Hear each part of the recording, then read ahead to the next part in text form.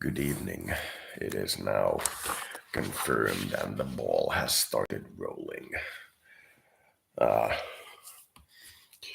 Russia has invaded eastern Ukraine, is saying they will retaliate against anybody who interferes in their invasion, and they will do some unspecified military operation in Ukraine, which is something we don't yet have any information on what it will contain. There are reports of explosions in Mariupol and Kiev, and it is looking somewhat likely that this will escalate into a full scale shooting war, which will happen as soon as the Russian field army encounters the Ukrainian field army, which may or may not have happened yet. Minimal engagement in this conflict there. Cecilia Day standing by in Washington following the Biden administration and any potential response we might get from President Biden tonight or in the coming hours to what we're seeing playing out. I do want to ask the control room if we have that video, because we are beginning to hear a series of explosions. We took a moment to hear it earlier. I just wanted to play for you some of what they're hearing in Ukraine now, a few hours before the sun comes up.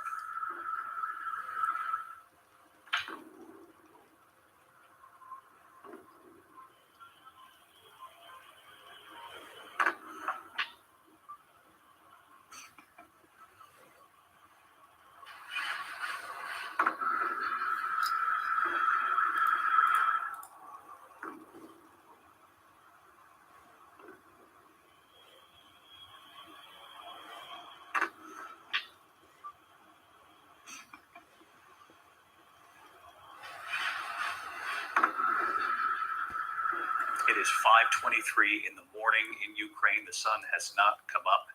We had been told by senior defense officials with the U.S. that likely this operation would begin under the cover of darkness. We'd also been told that they are expecting some difficult weather in the coming days, and that likely Vladimir Putin would move in this particular time period, given that weather conditions on the ground and before sunrise allows them to get this operation started before the Ukrainian people have a chance to recognize what's playing out in their own country. We do know that Western journalists in Kharkiv, this is a city, it's the second largest city in Ukraine, it's north of the Donbass region, that they are also hearing explosions there as well. And so we have Ian Panel in Kyiv, of course, the capital of Ukraine, where they're hearing explosions in Kharkiv, and you can see it on the map there. If you look just off to the right, you can see the Donbass, those two regions that were suddenly declared independent by Vladimir Putin in the last couple of days. Those are in that area right there. It was suspected that it was most likely that Russian troops that had amassed along the border, 150,000 troops or so in the north, the east, and the south, but there in the east, that they would enter the Donbass region. The big question was whether or not this operation would be much larger than that. The fact that you're hearing explosions in Kyiv, and again, just north of that region, you can see it there on the map, Kharkiv, would signal that this operation is a large one. We don't know if it's as large as U.S. authorities had feared, but it is certainly much larger than just simply entering the Donbass from the east. I should mention that we've also learned tonight that civilian flights over Ukraine have been restricted, particularly over northeastern Ukraine there. This is believed, the restriction came after a warning from Russia to flights entering these areas that they do so at their own risk.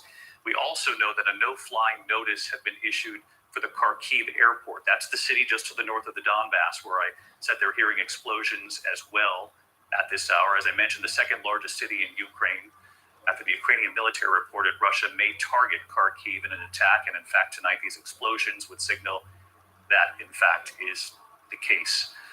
You heard Martha mention earlier that U.S. authorities had urged President Zelensky to leave Kyiv, but in addressing the Ukrainian people, he made it very clear that he was staying put, at least for now. James Longman, our foreign correspondent in Moscow, listening to Vladimir Putin these last couple of days, his address to the Russian people, making the case for moving in, declaring those two separatist regions independent. And James, Vladimir Putin coming back on television in Russia just tonight, declaring a special military operation now If this underway. isn't the smallest and Ukraine to shortest lay down their military arms. operation in history, it looks like everybody will align with the rest. This was really rather extraordinary. The timing of this message, just as the United Nations Security Council was meeting, and actually just as the gavel went down after the Russians stopped speaking, we heard those explosions in Kiev. They know how to send a message. This is about undermining international cooperation. That is what Vladimir Putin has sought to do for years. And he's done that because he wants to divide his enemies in order that he can carry out his objectives. And we heard in that statement he gave earlier today, that word denazification, a loaded comment there. Very similar to the words he's been using around what he believes to be happening down in the eastern part of Ukraine. This word genocide, he's used it time and time again. This is about appealing to his people, to say to them, this is not an offensive war, this is a defensive war.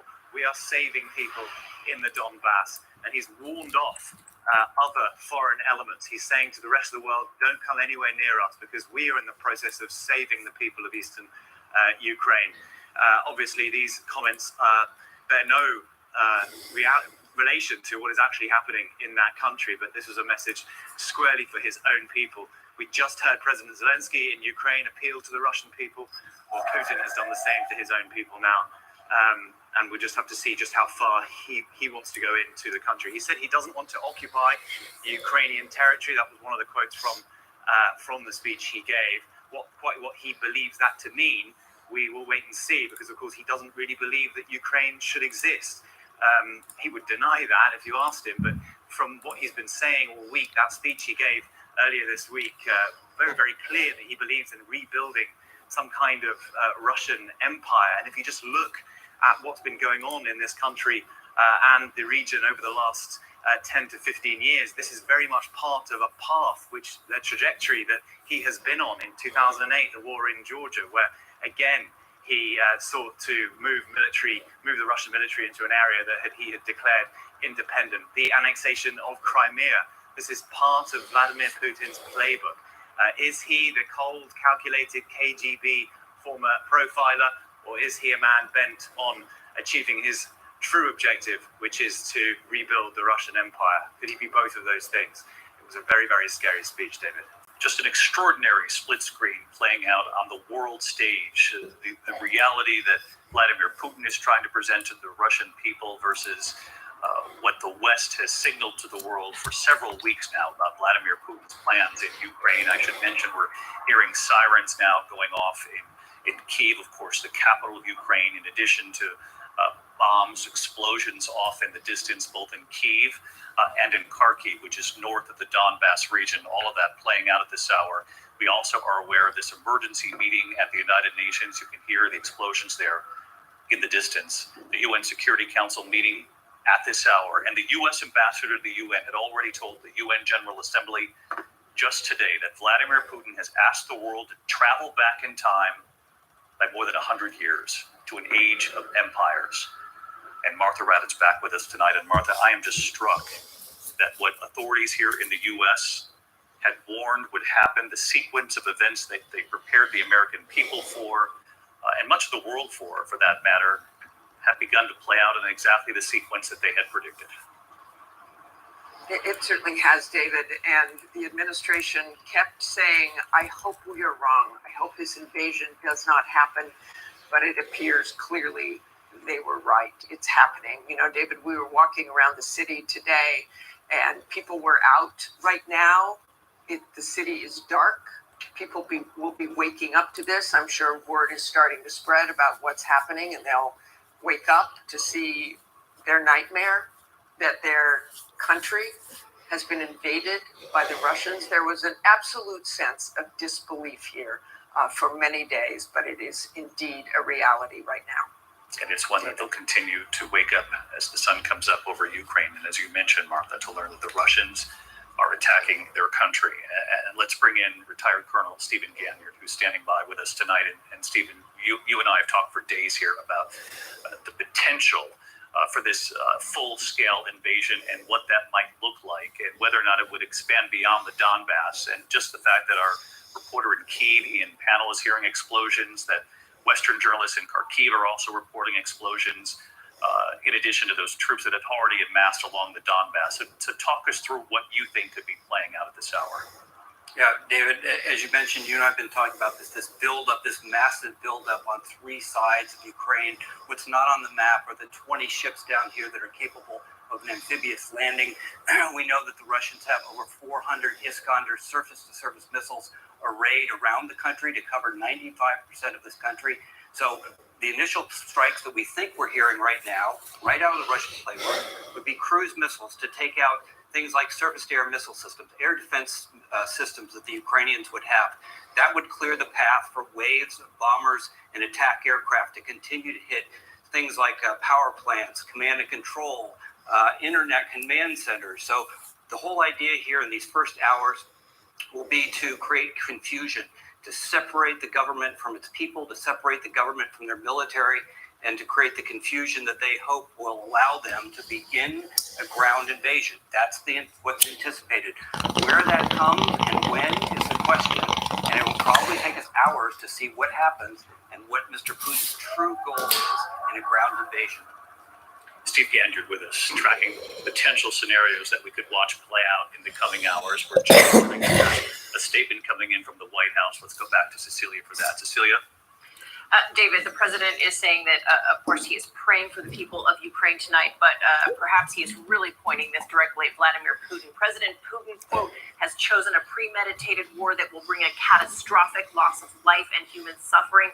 Russia alone is responsible for the death and destruction this attack will bring, and the United States and its allies and partners will respond in a united and decisive way. The world will hold Russia accountable. David, he will be meeting with G7 allies in the morning. He says that he will be speaking to the American people to announce further consequences, and that, of course, is those sanctions, what the White House has been describing, some of the most severe sanctions ever levied.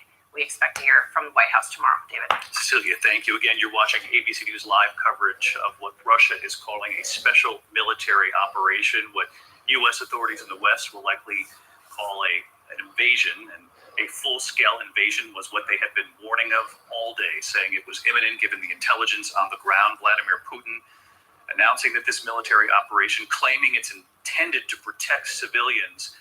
But before we go off the air for now, I did want to check back in with Ian Pannell, our chief foreign correspondent there in Kyiv. And Ian, given the juxtaposition of Putin's words intended to protect civilians, I'm struck by what we heard from the Pentagon today, saying if he decides to conduct this invasion, this will be a war of choice, and it won't be bloodless. Yeah, that's right. I mean, it's a dark day for Ukraine, and it's a dark day for Europe. We're potentially now looking at the first conflict between two sovereign nation armies in Europe since the end of the Second World War. I think Ukrainians will start to wake up. They'll be hearing the news. They'll be hearing the explosions. Since we've been on air, we've heard at least three more distinct large explosions in the night sky here in Kiev. It's not possible to know exactly what's caused them or indeed what the targets are. But of course, against the backdrop of this effective declaration of war by Vladimir Putin, one would imagine that it could potentially be some kind of Russian airstrike. But it's a dark day for the country, and people will wake in a climate of fear. David? Just extraordinary scene that the people of Ukraine will wake up to. We can hear the sirens going off behind you. Our thanks to you, Ian. Again, Vladimir Putin declaring a special military operation. What the West is calling an invasion tonight of Ukraine. Putin warning other countries that any attempt to interfere with this Russian action would lead to, quote, consequences they have never seen. The White House, as you heard from Cecilia, already reacting tonight with prayers for the Ukrainian people and warning that there will be consequences for Vladimir Putin having taken this action tonight. We're going to continue to monitor these developments. We'll be back on the air as soon as there is something major that develops. Our coverage will continue at ABC News Live, abcnews.com. Again, Nightline later tonight, and Good Morning America first thing in the morning. I'm David Muir here in New York. Thank you for watching. Good night. This has been a special report from ABC News.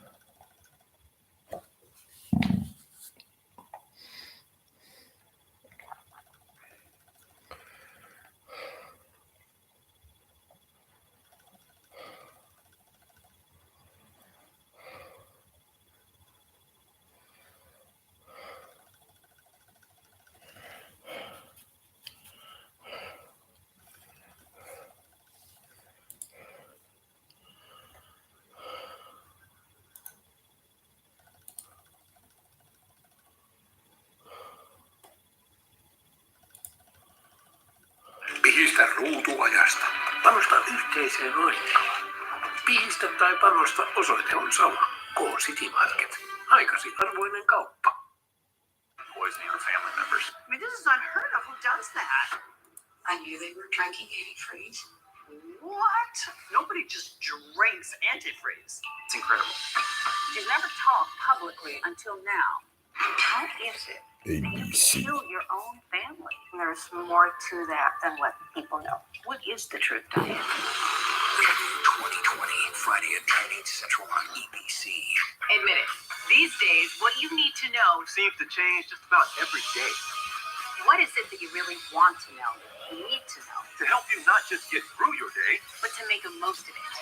Feel smarter. feel better. Feel happier. Well, how about a third hour of Good Morning America? GMA 3. What you need to know. Now streaming on ABC News Live. It's all about you. I know what happened, and I'm not guilty. Why the fascination with criminal trials? Figure out what's really out there. Reveal Chad murdered his family. I know in my heart they did this. Really tough. You don't know whether truth is going to be difficult to find unless you try to find it.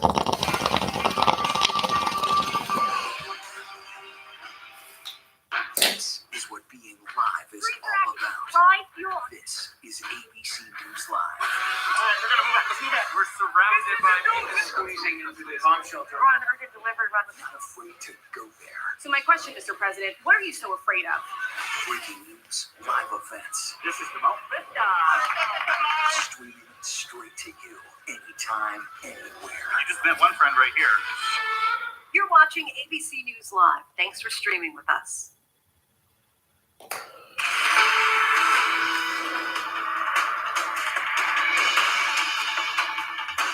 Hello, I'm Andrew Dimber. Thanks for streaming with us. Tonight, we come to you with breaking news.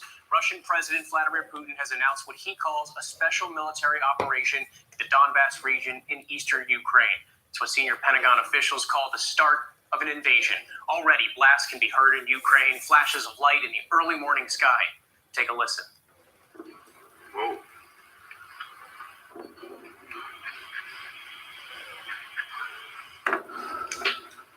A stark contrast tonight, the UN holding an emergency meeting, pleading with Russia to pull back and stop any military aggression.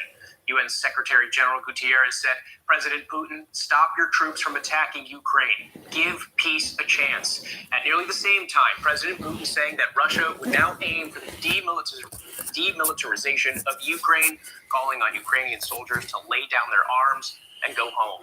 But it seemed those pleas have fallen on deaf ears at the Kremlin. We now stand on the brink of armed conflict in Europe with potentially dire and far-reaching implications for us all.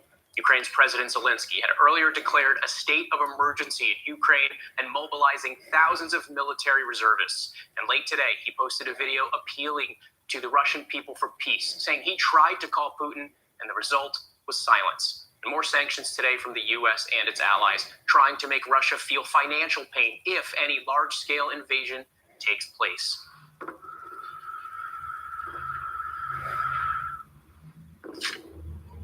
All right, we have team coverage tonight of this developing situation. We start tonight with ABC's senior foreign correspondent, Ian Pannell. Ian, talk to us about what you're hearing and seeing right now.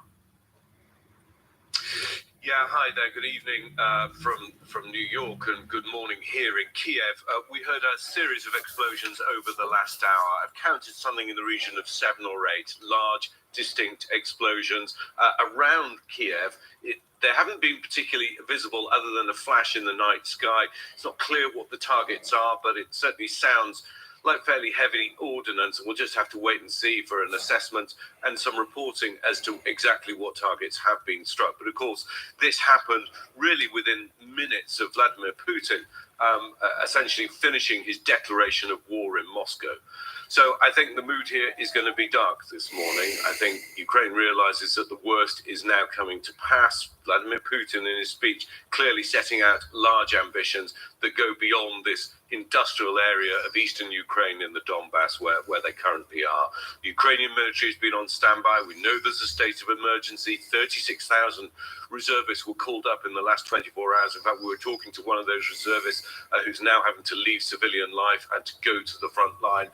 That is the reality. Ukrainians say, our backs are to our country, to our families, to our neighborhoods, and we have nowhere else to go to. We will stand and fight. President Zelensky, of course, being urged by the Americans to leave Kiev, to head to the west, to Lviv, perhaps even to Poland for his own safety. They believe that he himself could be targeted by the Russians. Of course, he's refused to do that.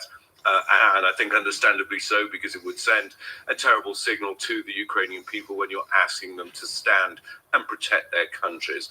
This has been a country that's been very calm in the face of such adversity, such threat from Russia. And now we'll see what that actually looks like here. This is a difficult morning. This is a difficult day, not just for Ukraine, but I think for many people here in Europe.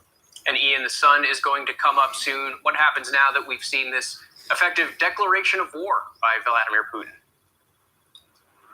Yeah, we'll see what the response is from the Ukrainian government. We'll see what command and control they currently have. There had been fears that there would be a large-scale cyber attack.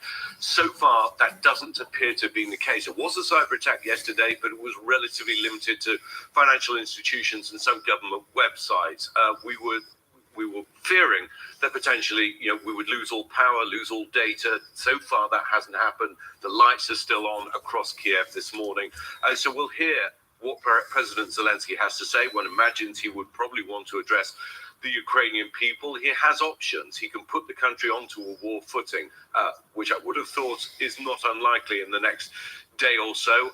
That would mean calling up even more reservists. The Ukrainian military has something like 250,000 standing members, but of course it faces technically a smaller force from Russia in terms of the numbers gathered on the border, but militarily far superior.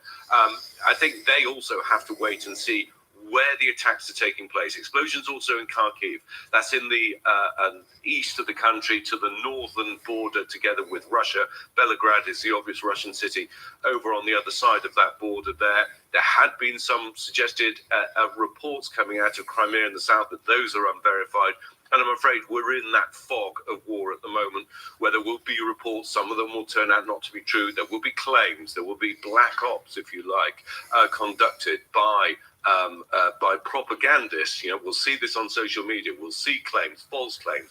And that's really what we've been seeing over the last few days, emanating from these statelets, if you like, in the east of the country, Russian-supported statelets, making totally false, unverified accusations against Ukrainian military that they are about to attack. And late into the evening, they appealed directly to Vladimir Putin for support, for protection. Again, entirely bogus claims.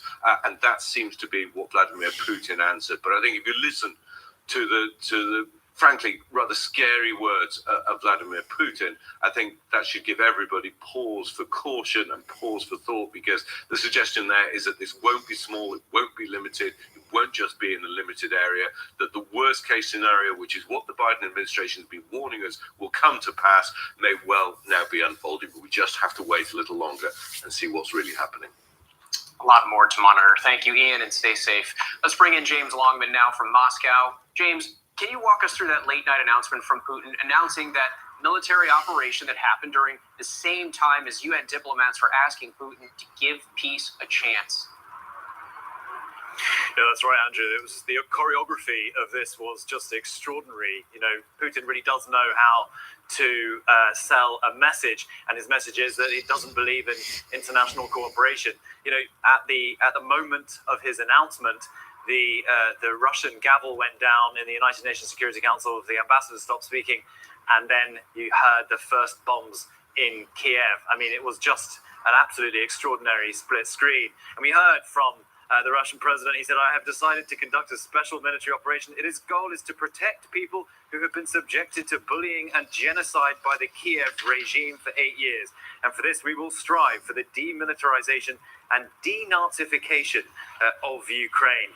I mean, these words, denazification, genocide, they are loaded, they are emotive words, and they have been words used repeatedly by this government in order to justify what they are now doing in Ukraine. This is being packaged as a defensive operation, not an offensive one. The whole way through this, Vladimir Putin has argued that the people of eastern Ukraine need Russia's help in order to protect them from Kiev, and he calls it a regime here, the democratically elected government of Kiev. And so, this is just exactly the same message we've heard time and time again. The question is how far he goes into the country. We will just have to wait and see, but it was very, very scary from Vladimir Putin. And it's just part of a trajectory that he's been on for some years. If you think back to 2008, the war in Georgia, where areas of that country were annexed, and then he sent in the military to secure them. The same happened in Crimea in 2014. And so, this is very much a president who sees himself as a man who wants to rebuild the Russian Empire. He actually earlier this week said that wasn't what his ambitions were. He'd heard in the media, I think, probably from world leaders, that this had been the challenge to him, that he was somehow hell-bent on recreating a Russian empire. He said, that's not what it is. I'm just defending my homeland, and I'm defending people in eastern Ukraine. But the evidence is clearly that this is exactly what he's doing. And as we heard there from Ian, it is not just now going to be the eastern parts of Ukraine that will be his focus. It may well be the rest of the country, because we heard in that speech back on Monday, he doesn't believe that Ukraine should exist. He believes that this is a country which is within the former USSR and the former Russian Empire. So I think it's very, very scary, honestly, the language that he was using, and we'll just have to wait and see what exactly happens next. Andrew? And what about the relationship between these two nations? Can you describe to us how everyday Russians view their Ukrainian neighbors? And do you think Russians expected this to happen? Describe for us how this has been reported in Russia, if you will. Well, I don't think Russians did expect this to happen, to be honest. I mean, obviously, it depends who you ask, but there's been a sort of level of sort of suspended disbelief about the possibility of invasion. There have been moments where people have been scared or shocked by a development. I think Vladimir Putin's original speech, when he addressed the nation, saying, it sounded like a president who was preparing his nation for war. I think the law that passed here in the parliament, which gave permission for the army to go into a foreign country, that was the same law that was passed in 2014 to allow the annexation of Crimea. That got people thinking here, I think. And of course, that televised Security Council meeting, that has never happened before. So there have been moments that have broken through the suspended disbelief, but most of all, I think people just, a lot of them didn't think this was going to happen. People regard Ukrainians as their brothers. They have a shared history, a shared culture. Vladimir Putin said that. Of course, he uses that as a reason that it shouldn't exist. Regular Russians, a lot of them will have very strong ties to Ukraine, and they'll be waking up now really, I think, very worried about what is happening. But they will be told, as they have been so far, that this is not an offensive military operation. This is a defensive one. So there will be a sense of reluctantly accepting the need to enter Ukraine rather than supporting a president who is hell-bent on rebuilding a Russian empire. They have been told time and time again, this is happening because NATO is a threat. The West is supporting Ukraine. Ukraine will join NATO. We will have yet another country that is allied with other countries throughout Europe and the United States against Russia, and we cannot have that. We've had these wild accusations, for example, that the United States is going to help Ukraine launch a nuclear weapon against Russia. I mean, these are messages that they've heard repeatedly, and not just in the last few days. These have been over the last 8 years to kind of sell the idea that these operations in eastern Ukraine should continue, or that at least the Russians there should, the Russian speakers should be supported by people here in the Russian Federation. So this is not old news for Russians waking up this morning, the arguments anyway, but I think it'll be shock that this has actually happened. James, thank you. And let's bring in former U.S. Ambassador to Ukraine, Bill Taylor. Thank you again for joining us. A senior Pentagon official says that this is the start of a Russian invasion of Ukraine. Is there any way to back away from the brink here, or are we at the point of no return? I think we've passed the point of no return. I think the attacks that President Putin has announced and that we've started to hear from not just Kharkiv, but even in Kyiv, that's amazing. It's far distant from the border. And even we've heard some reports from the southern part of Ukraine, south of the occupied territories of Donbass. So we're past the point of going back. He's attacked. Putin has no justification for this. There is no indication whatsoever that he was able to find a justification. He was looking for one. He was hoping that he would have some rationale, something that he could point to that says, "Oh, the Ukrainians are attacking." He never got that. The Ukrainians were so disciplined to not respond to the provocation, and so now President Putin is left with no rationale. He has undertaken an unprovoked attack on a neighbor. This is criminal. He will go down in history badly for this. And now, as that invasion is underway, if you were still the U.S. ambassador to Ukraine, what would you be doing right now? So I would be making it clear to the Ukrainian government that we're strongly supporting them. We support their sovereignty. We support their right to fight back. We have been providing weapons and ammunition, training, and equipment, and we will continue to do that. The Ukrainian government will now have to decide how it responds. It's clearly going to fight. The Ukrainian military is prepared for this. It's not a match. It is clearly not a match for the Russian military, but the Ukrainian military will exact a very high price. There will be Russian soldiers who will be killed if they come across the border, if they follow up these missile attacks or artillery attacks or aerial bombardments, which must be going on right now. If they follow those up with attacks across the border by infantry or artillery or tanks, they will pay the price. So the Ukrainian military will fight hard. You mentioned that the U.S. military is helping with weapons, ammo, equipment. Is there any point of escalation where that might also include U.S. troops? So far, no indication at all of U.S. troops. The Ukrainians have not asked for U.S. troops, and President Biden has been very clear that he doesn't have the intent to send U.S. troops into Ukraine. Now, what he has done, what President Biden has done, is move U.S. forces from the United States to East European allies. He has also moved forces from other parts of Europe to East European allies because they are now threatened. So Poland is now threatened. Romania is now threatened. Estonia, Latvia, Lithuania, the Baltic nations, those are now threatened by this invasion from Russia into Ukraine in the direction of NATO. So with that, how would you advise the Ukrainian leadership? So the Ukrainian leadership is clearly capable of mounting a defense. They have to defend themselves. They will also be taking care that they can maintain control of the country. The Russians probably are going to try to depose this government. Who knows what they're after? We know in general what they're after, which is to dominate Ukraine. But how they go about that is not yet clear. And so President Zelensky, who has stood up to President Putin very clearly, very strong, very resolute, he's going to have to continue to do that. He's got to rally his nation to fight and resist the Russians as they come across. Now, as all this is happening, the UN is still in an emergency meeting discussing the crisis in Ukraine right now, many pleading for Russia to pull back. What can UN diplomats actually achieve?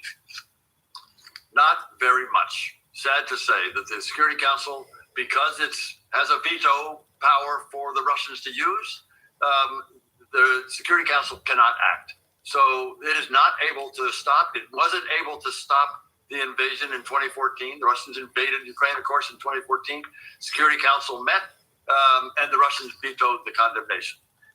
It was very interesting. Even the Chinese abstained from that. It'd be interesting to see what the Chinese do this time. I would imagine that the Security Council will propose that the United States will propose a resolution that condemns this attack, this unprovoked attack on a sovereign nation in violation of the UN Security Council and UN Charter. And I imagine that the Russians will veto it. So that will then set the stage for another conversation in the General Assembly. In the General Assembly, which doesn't have the ability to actually do things, but it can say things. It will condemn. It will vote to condemn Russia, but it's not able to stop this fight. And with that said, so much of this surrounds the possibility of Ukraine applying for NATO membership.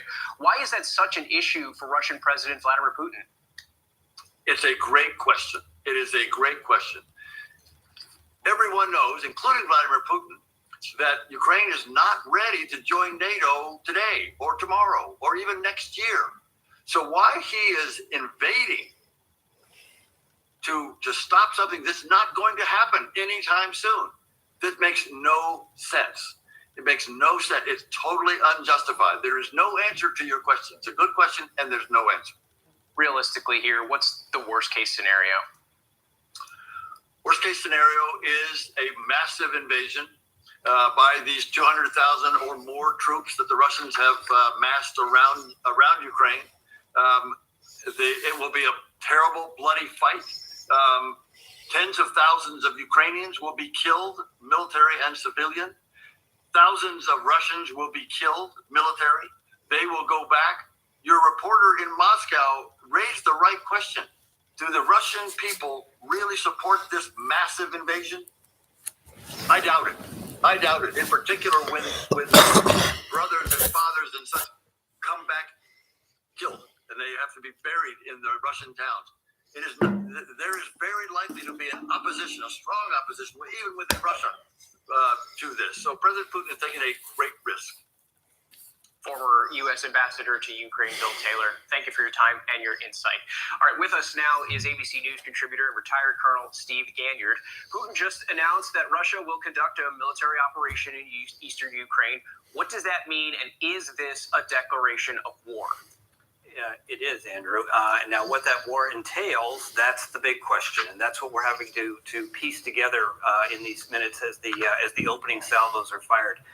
Just reading a report from our person on the ground in Moscow, something very interesting, and let's think about what Mr. Putin might be doing. So if we look at the map here, we know that Ukrainian intelligence today talked about the city of Kharkiv, the second largest city in Ukraine, about 1.4 million people, was one of Russia's targets. They also said this little town down here called Kherson is the other target. So we said, why would those be the two? This is the port city that empties on to the Black Sea, controls all of this key economic waterway that Putin, if he held this, would be able to squeeze Ukraine in a way that he could essentially economically strangle the country. So if they attack here and if they attack here, the other thing we just heard was explosions in a town called Dnipro, which is right here. So if you draw a line here from Kharkiv to Dnipro, that would be the only thing that the Russian army would have to take. And then this waterway, the Dnieper River, forms a natural boundary. So now Putin could carve off essentially 1/3 of eastern Ukraine and be able to control the river and all of the exports that go down the river into the Black Sea. All of their domestic gas production is here, and this is one of the richest agricultural areas in the world. So if Putin's looking for a prize, Kharkiv, Dnipro, all the way down to Kherson as the forces come up from Odessa, and he owns this part of it. Whether he goes after Kyiv itself, we'll wait and see. Only has about 30,000 troops up here to the north. That's a city of almost 4 million people if you take in the suburbs. So that's a tough thing. But we do know that what Mr. Putin wants is to teach the Ukrainian government a lesson, and if he can, to bring them down and create a puppet government in Kiev. And tonight we've heard the sound of explosions in Ukraine. Help lay this out for us. What could a military operation look like? What does it include? Attacks on the ground, missiles in the air? What would this actually look like? Yeah, we don't know, but what we do know is the Russian playbook. So the first thing that you do in a major invasion like this, where you are attacking a country with very capable surface-to-air missile systems, air defense systems, you would send in cruise missiles and surface-to-surface missiles in all those places where they had missiles that could take down your airplanes. Once the skies are clear, then they'll launch more surface-to-surface missiles that are very accurate, could go after critical infrastructure, power plants, things like that, equipment areas, military command and control.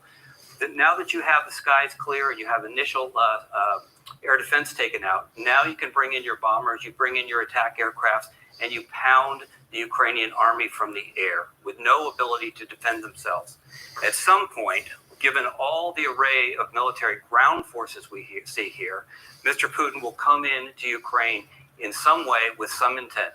Again, don't know if he wants to go after Kyiv and bring down the government here, or whether he wants to carve off this eastern part of the country. Remember that this is the rebel-held area of Donbass, but this is not all of the Donbass. All of the Donbass goes way out here. The rebel-held area is only about a third of the Donbass. So if he said, I need to go in and retake the Donbass, he's got some work to do in here. But again, a line from Kharkiv to Dnipro down to Kherson would give him that 1/3 of the country, and maybe that's enough. And Russia seems to have struck first here. So how can Ukraine respond? Are they prepared militarily to respond to the invasion? They're much improved. The U.S. and NATO countries have been working with them to improve the military since they were whipped in 2014 by the Russians in the Crimea and in the Donbass. So they've gotten better. The problem is the Russian military has also gotten much better. Over the last 15 years or so, Mr. Putin has put a lot of money into improving the Russian military in a way that makes them a very, very capable military, once again, in sort of reflecting that past glory of the Cold War. That means that the Ukrainians, even though they sort of match up man for man on the ground, it still means that the technological advantages that the Russian army, Russian military, Russian Air Force has really is going to be no match. So will Mr. Putin be able to take large parts of Ukraine? Yes, it may take weeks, it may take months, but eventually he'll be able to do that. What he will not be able to do is be able to hold that territory. You think about it, it takes about 3 to 1 in terms of the number of troops. So if he has 150, 170,000 troops around here, if he's going to even hold this much of Ukraine, he's going to need double or triple that, and he can't afford that. He goes into an election in 2 years from now and can't have body bags coming home from some bloody occupation like you saw in Chechnya. So it's probably going to be a get in, get out. I think we heard that tonight where he says he doesn't want to hold terrain, wants to teach the government a lesson. What that lesson is yet to be seen. For the Ukrainians' defense, how does the mobilization of reservists help? Because really what they're going to have to do is fight sort of a malicious insurgency. So remember, we saw insurgencies in Iraq and Afghanistan that we had to fight. It's actually quite difficult because you have people who believe in the defense of their country, that they've been invaded by a country. They're very proud that the national spirit of Ukraine has grown since the independence in 1991 from Russia.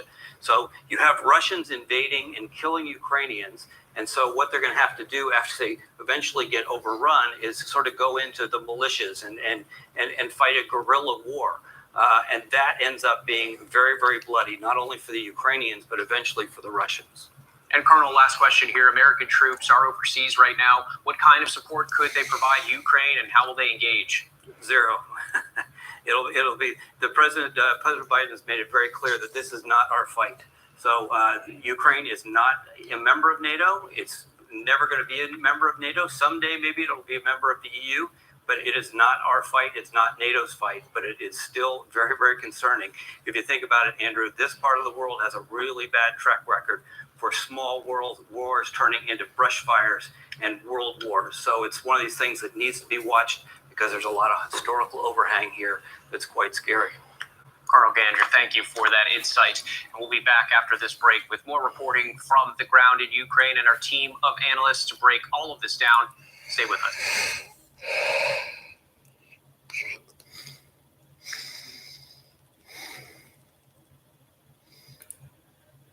From them. Hang on, folks. Ukrainian Pravda, here it is. Missile strikes begin in Kyiv and Kharkiv. Explosions hurt the city of Ukraine.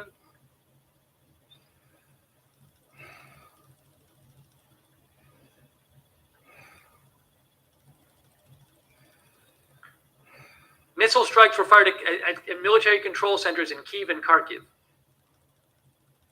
Artillery shelling of the border by Russia is underway. According to Interfax, at 5 a.m. local time, rocket attacks began on military facilities throughout Ukraine, from Luhansk to Zhytomyr.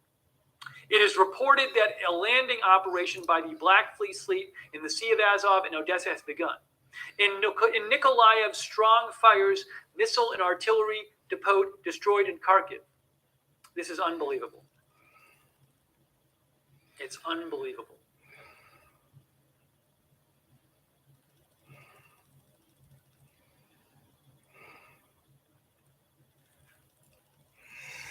Thomas Juneau says the U.S. intelligence community clearly got a lot right in recent weeks. First in a while. Maybe they learned from the last one. Michael Weiss says Putin just announced a military operation to denazify a country whose president is Jewish.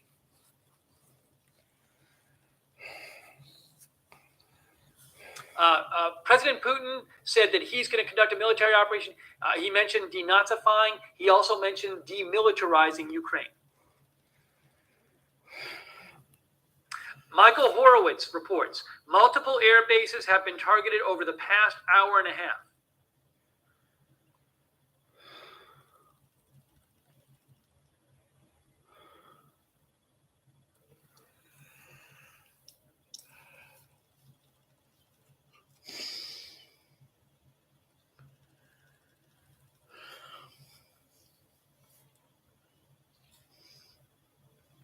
Again, Reuters is saying that Kyiv airport is being evacuated.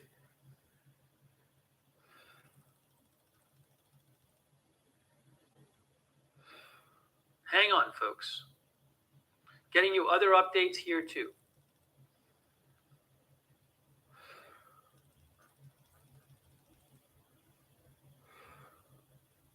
I'm seeing some unconfirmed footage, too.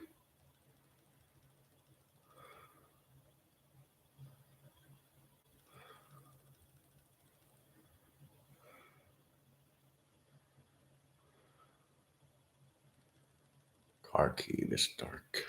Christina Maza says she is with National Journal.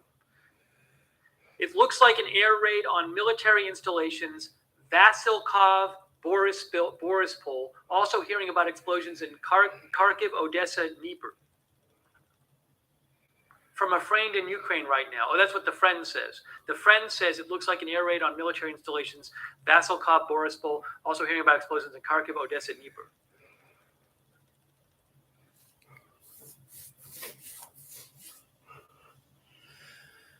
I'm seeing some unconfirmed videos. I don't really want to share those. Trying to be careful about the videos. Michael Horowitz, I trust Michael. I know he really tries to be responsible. This is supposedly Dnepropetrovsk.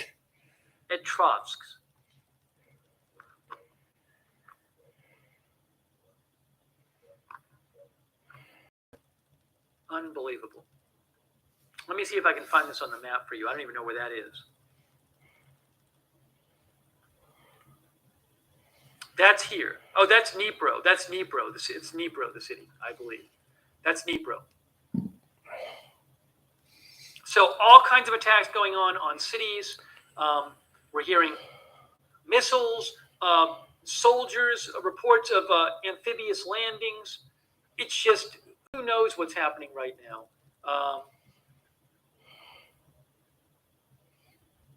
Interfax reporting that Russian troops have landed off of ships in Mariupol and Odessa. We heard that before. That's from Interfax in Russia, Russian media.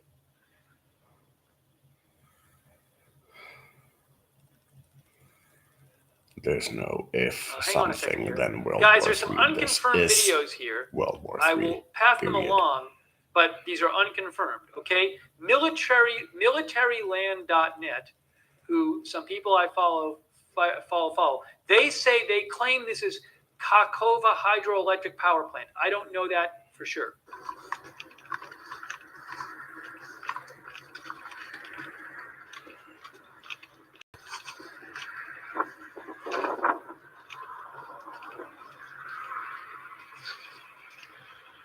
Baixo робиться нам.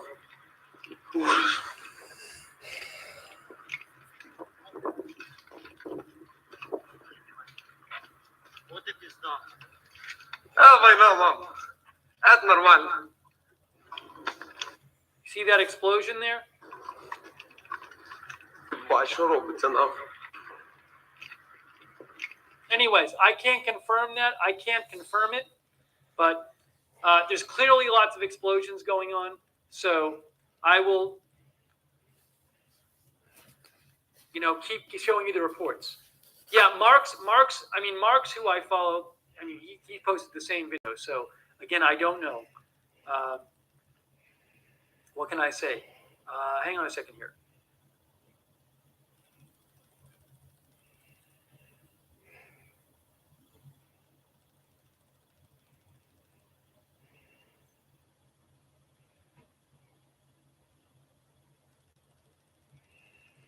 I'm seeing a bunch of the same reports. Give me a moment here, guys. Give me a moment.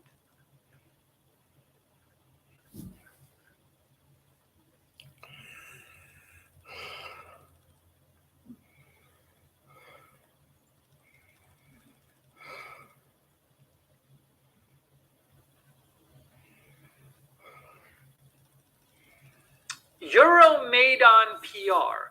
They're claiming, I don't know if this is true, they're claiming that Boryspil Airport, the major airport in Ukraine, is under Ukraine control. Armed forces on the site. Potentially it was drone shelling. No need to hide in bomb shelters. Pay attention to information coming, security says.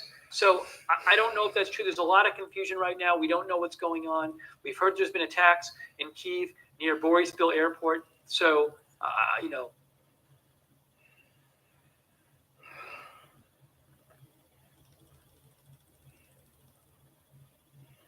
Nolan Peterson, he's in Ukraine. He says, still tweeting so comms haven't been taken out. Quiet for the moment in Kyiv. A contact near Vasilkiv Air Base outside Kyiv reported explosion in vicinity of air base. So the phone system apparently still works. The communications works. People are tweeting.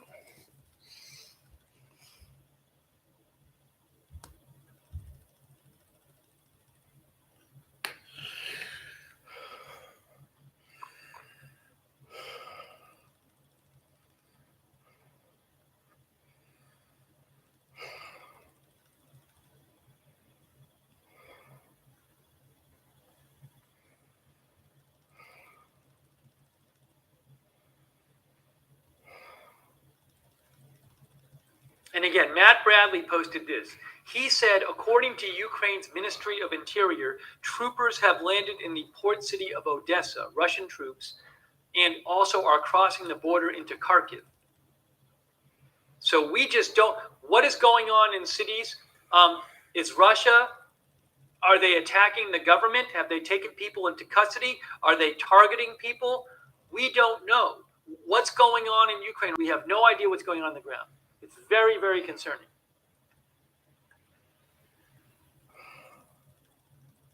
Another explosion right now. Is this Kyiv? He just said 1 minute ago, another explosion. Nolan Peterson, I think he's in Kyiv.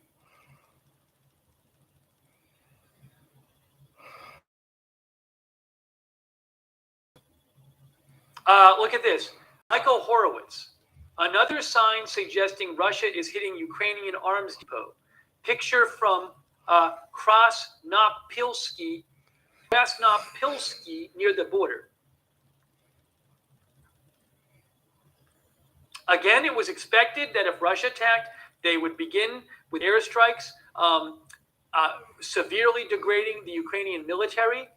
But that's before all of the tanks roll in, So this is not going to be a one-night thing, guys. This is going to be really, really bad, and it's bad right now. That place, that picture apparently was right across the border up here. Oh, Facebook. We have to restart the Facebook stream. Hang on. I have to restart the Facebook stream. Give me 1 second, guys. Facebook just cut out after 8 hours. Hang on a second. Hang on. I just have to restart the Facebook stream.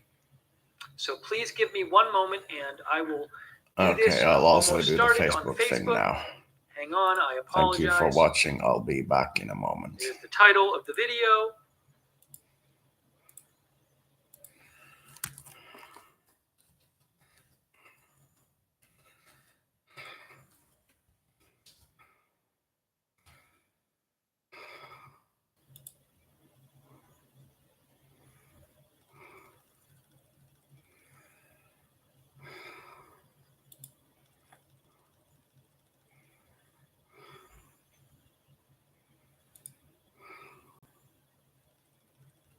Tell me that you can expect.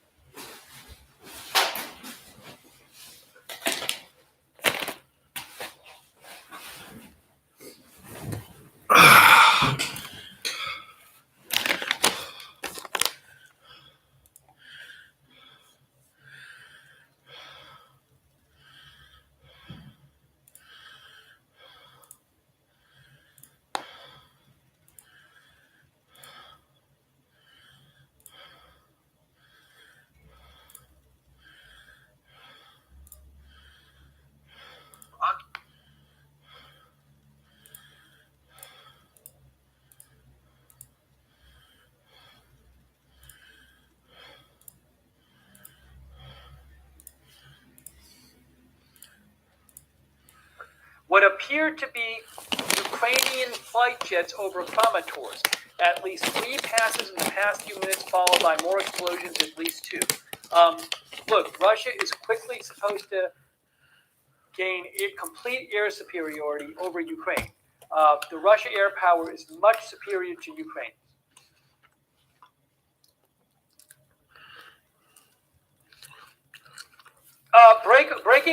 Breaking news in Ukraine. Oliver Carroll, Internal Ministry is advising Ukrainians to stay at home, wait for sirens, prepare a grab bag. Maybe a bag to take with you. This is just unbelievable.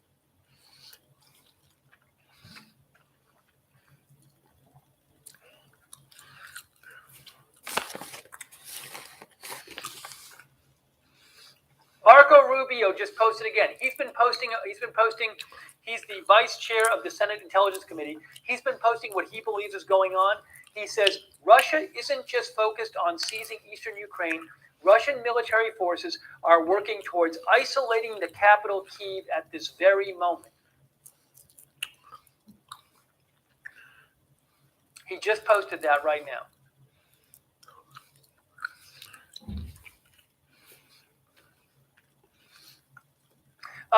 He also posted, to clarify what is underway is a full-scale, comprehensive military assault throughout Ukraine. Airborne and amphibious landings, missile strikes from air, ground and naval forces, electronic and cyber attacks, and a large ground force to occupy a large swath of territory. This is the worst-case scenario. It's basically the worst-case scenario.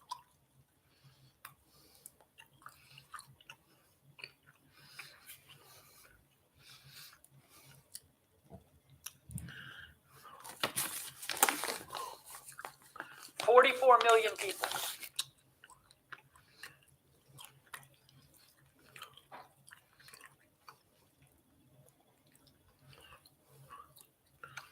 Gregor Martin posted this. Kharkiv hit by Russian rockets. Posted by Norva Gorlivka.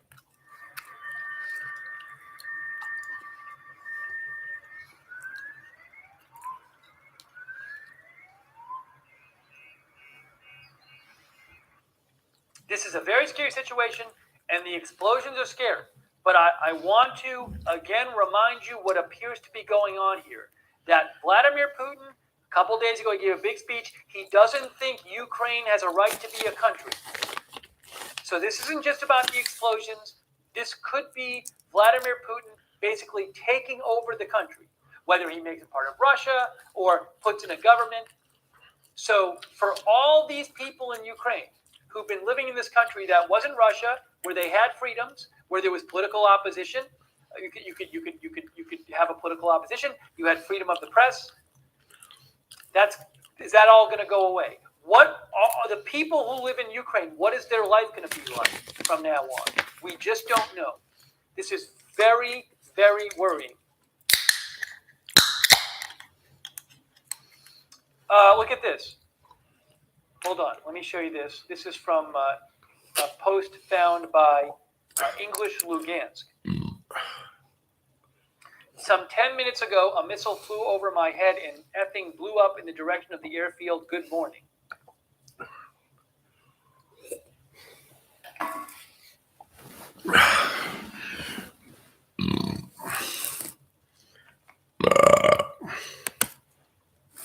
Again, in case you haven't heard, Brent crude oil is $100 for the first time since 2014.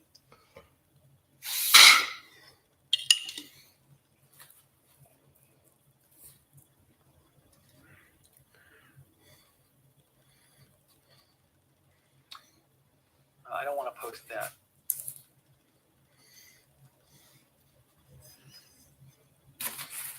Russia's independent Echo of Moscow radio reports that Putin's speech tonight, before the start of the invasion, was recorded on February 21st.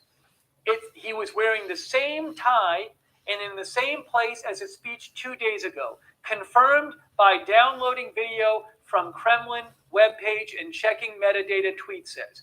Again, it was all a big fake because he's a big liar, and Russia's always lying. Lie about everything. It was a big lie. Lying about I'm going to decide whether to invade. Lying about I'm going to have this big meeting on TV, and I've never talked to these people about this before, and I'm going to see what the others say. It's a big lie. He's a constant liar. All he does is lie about everything. Everything's a lie. And now he's invading a country of 44 million people because he doesn't like it. And it's going to kill lots and lots of people and destroy their lives. That's what's Kill happening. a couple of He's just million an if out it's and out liar. And it's small obvious. conflict. The whole thing was a big sham. And all the negotiation was probably a sham too. And he knew this was going to happen months ago. He's just a liar. All he does is lie. And China's the same way. China lies all the time too. That's all these countries do. And if you live in a free country right now, you should be happy that the whole world isn't run by China and Russia, because one day it might be. If you're not careful, it might be. And I am lucky to live in a country that's not, because one day it might be China and Russia, countries like that running the whole world. And what's he going to do next, Putin? Awful. Evil, liar, terrible kleptocrat people in these countries. The governments, not the people who live in the countries, the governments. Awful. The worst people.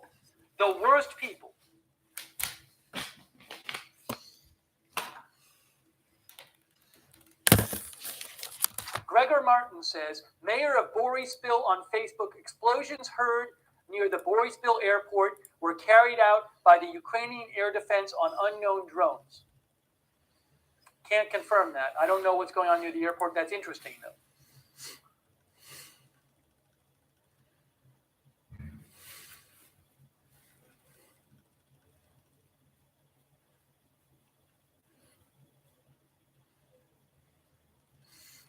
So they're all charging up Mount Armageddon.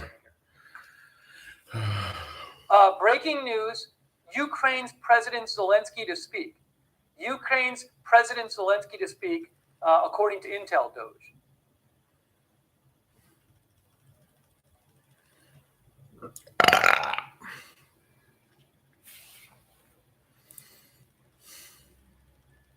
Breaking news.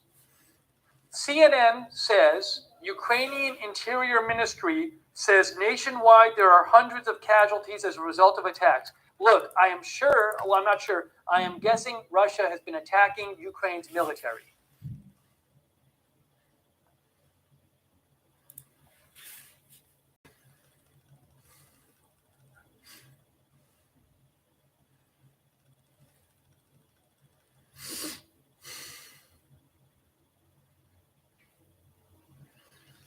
Again, Ukraine's President Zelensky is going to give an address.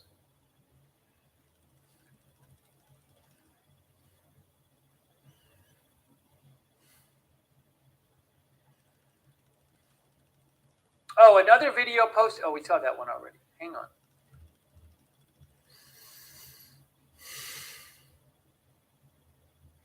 Five minutes ago, Polina Ivanova.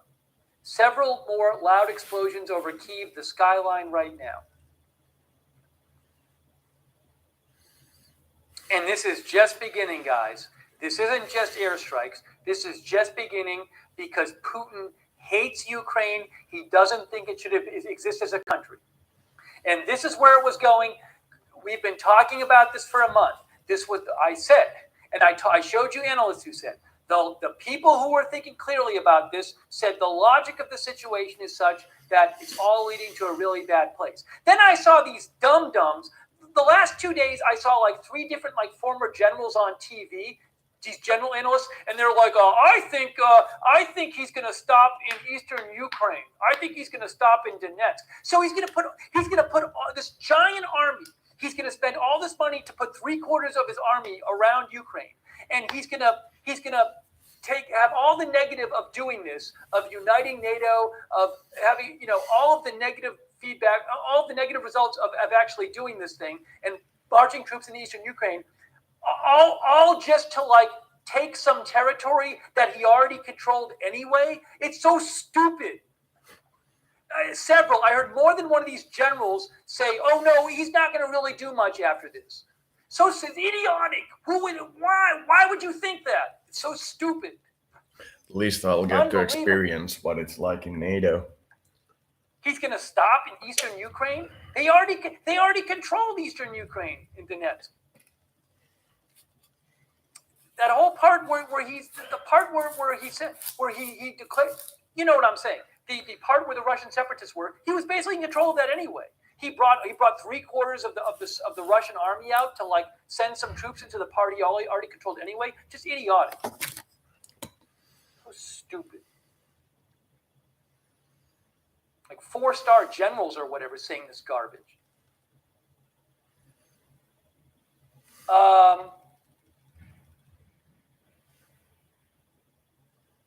I guess this is official now. I've seen this reported.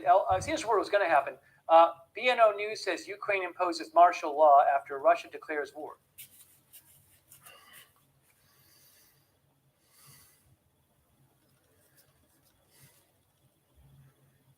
Putin started war. Hang on a second here. Let me check. I'm not very good at predicting the future, despite having this weird map tool and some other very interesting tools, but I'm not very hopeful. There's a chance this will be solved in essentially a day, meaning that Ukraine really was a failed state. But there's an insanely high risk that it won't, and it'll become a quagmire. And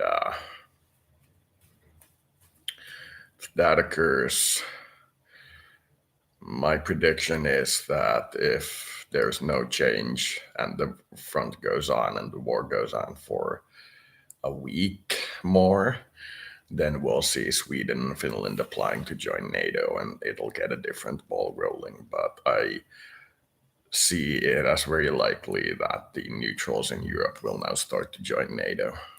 Thank you, moderators. Thank you.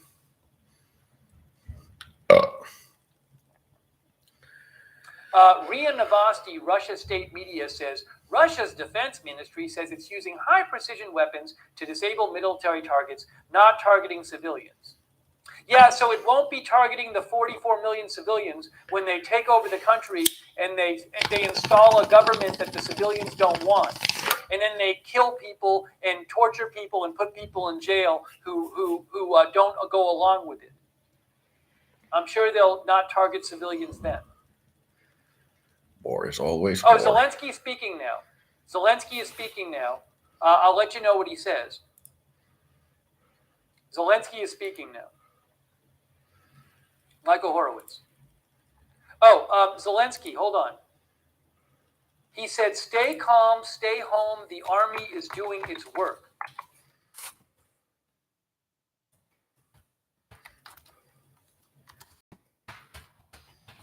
That's from Mark McKinnon. Natasha Bertrand says Zelensky just gave a brief address finishing with glory to Ukraine.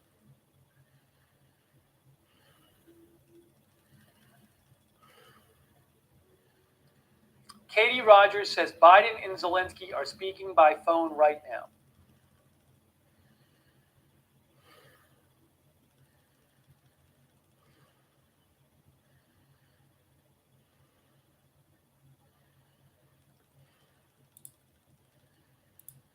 Сегодня я инициировал телефонный разговор с президентом Российской Федерации. Результат – тишина. Хотя тишина должна быть на Донбассе. Поэтому сегодня я хочу обратиться ко всем гражданам России. Не как президент. Я обращаюсь к российским гражданам как гражданин Украины. С вами нас разделяет более 2000 километров общей границы. Вдоль нее сегодня стоят ваши войска, почти 200 тысяч солдат, 1000 боевых машин. Ваше руководство одобрило их шаг вперед на территорию другой страны. И этот шаг может стать началом большой войны на европейском континенте. Мы точно знаем, нам не нужна война, ни холодная, ни горячая, ни гибридная. Но если на нас будут наступать войска, если у нас попытаются отнять нашу страну, нашу свободу, наши жизни, жизни наших детей, мы будем защищаться. Не наступать, защищаться. Наступая, вы будете видеть наши лица. Не наши спины, наши лица.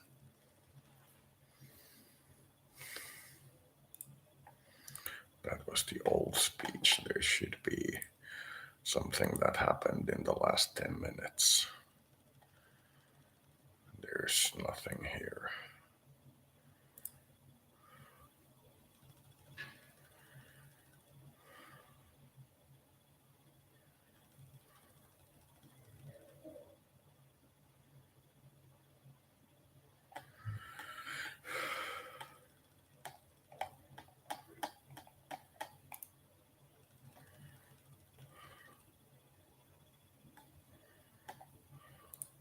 Let's try this channel.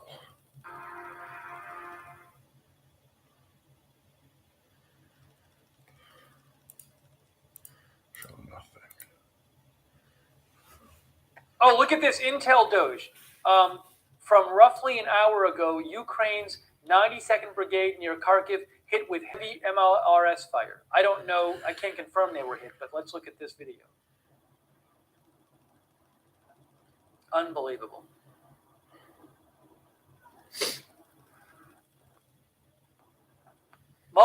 They can blanket an area, those multiple launch rocket launchers, multiple launch rocket systems. They can blanket an area with rocket fire. It can be devastating. Hold on a second. And they're not precise weapons either. They're not precise weapons. Like there's like what an example of a multiple launch rocket launcher. That's from Wikipedia.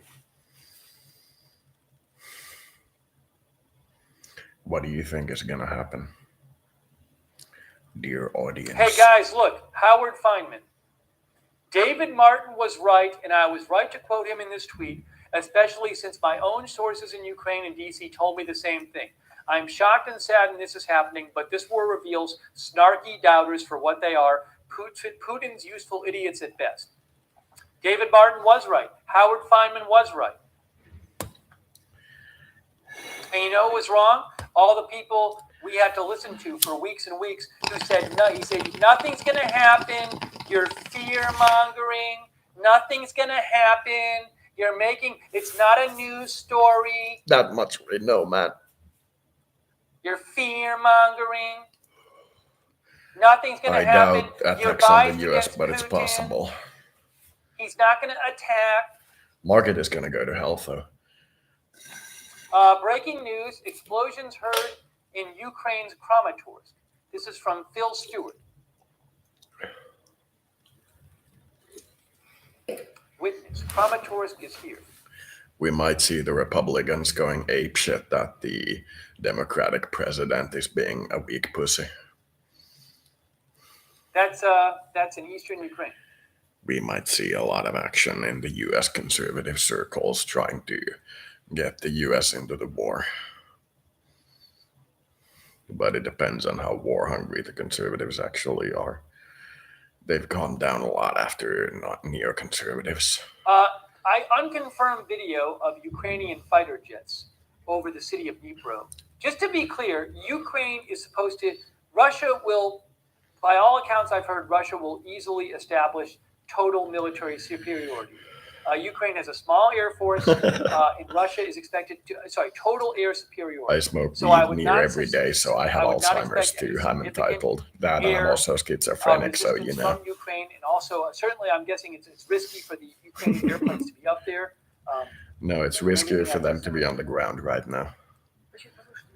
You need to fly at least something. Right now, keeping your airplanes on the ground is suicide. You need to have everything in the air and everybody moving and everybody dispersed to fighting positions because it's harder to hit by accurate fire. So you don't get your airplane shut down on the ground like Poland did. Hello, second audience member. watching through the various streams. Oh, now this video, somebody else. On had the that was top Russian right, you warplanes. see my favorite phone. I don't know if that was, Thomas Van Lynch said it was Ukrainian warplanes. I don't know that for sure.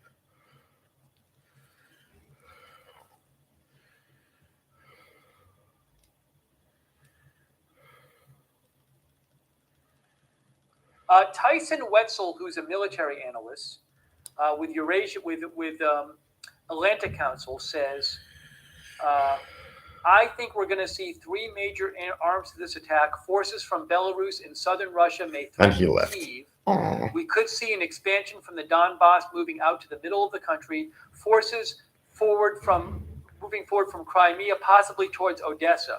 At least third one we've is heard true about thus far. We've heard about forces coming in from Crimea. We've heard about landing in Odessa. Odessa We've heard and about Mariupol. landing in, troops landing from the water in Odessa. Troops, amphibious landing in Mariupol. I don't know what's going to happen here.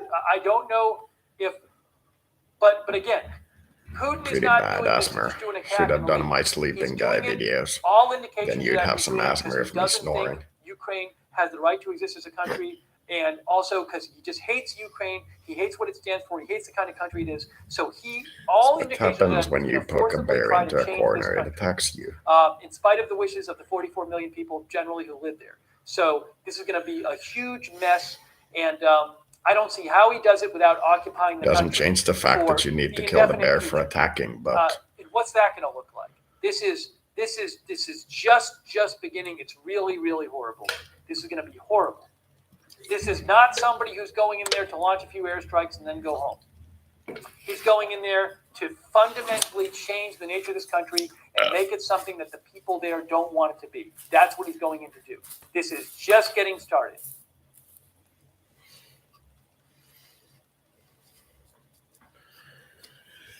I said when Breaking War of news, Terror started breaking that news, this is breaking going to news, end up breaking news. happening if we fuck with the Moscow Stock treaties. Exchange says all trading suspended. Moscow Stock Exchange says all trading suspended. No, it's just guys Breaking with news. like camels, and then you spend 20 years wasting your military there, and just as you withdraw, your former enemy goes BAM! Okay, here's what we're going to do. It's like the Hang on school one bully moment, guys. getting into a really Please, deep fight hang with on a guy one he moment. can barely beat, and Give then me 1 going second. like, oh, I'm gonna go home now, and then everybody looking at each other like, now is a good opportunity.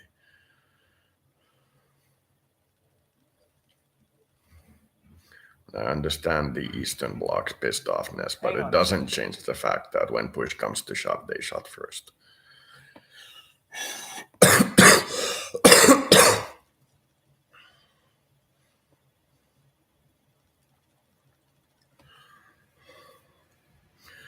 But saying anything All right, guys, during here's this what we're time going is to do. Here's what dangerous. we're going to do. Hang on one moment. We have been on the air. I'm going to our live coverage continues. I think we've been on the air about 13 hours now. So here's what we're going to do. As weird as this may sound, but we need to do it this way.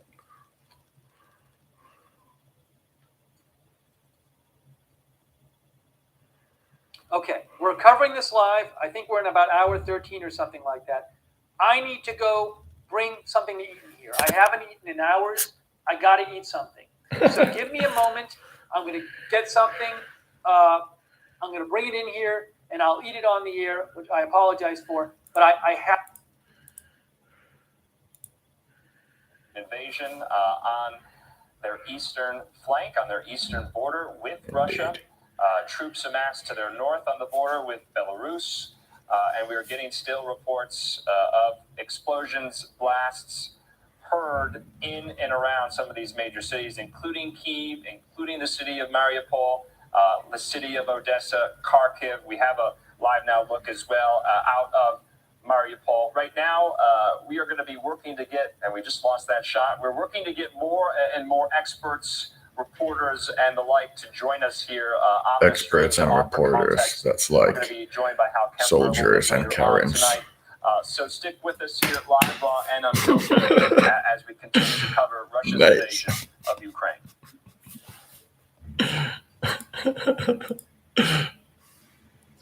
We're going to have an expert panel of Albert Einstein and this village idiot. Uh,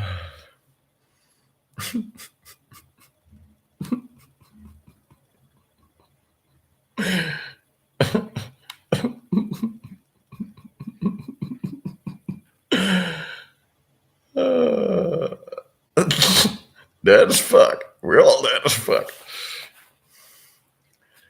Have you planned out your reincarnation yet? I plan to be reincarnated into a timeline of isekai with a lot of horny babes. That's my desire. It's gonna be isekai babes for me. Like Renaissance era, and I'll be building like computers or something. Actually, I don't have anywhere near the skills for that, so like everybody else, I'm just gonna die. Die horribly.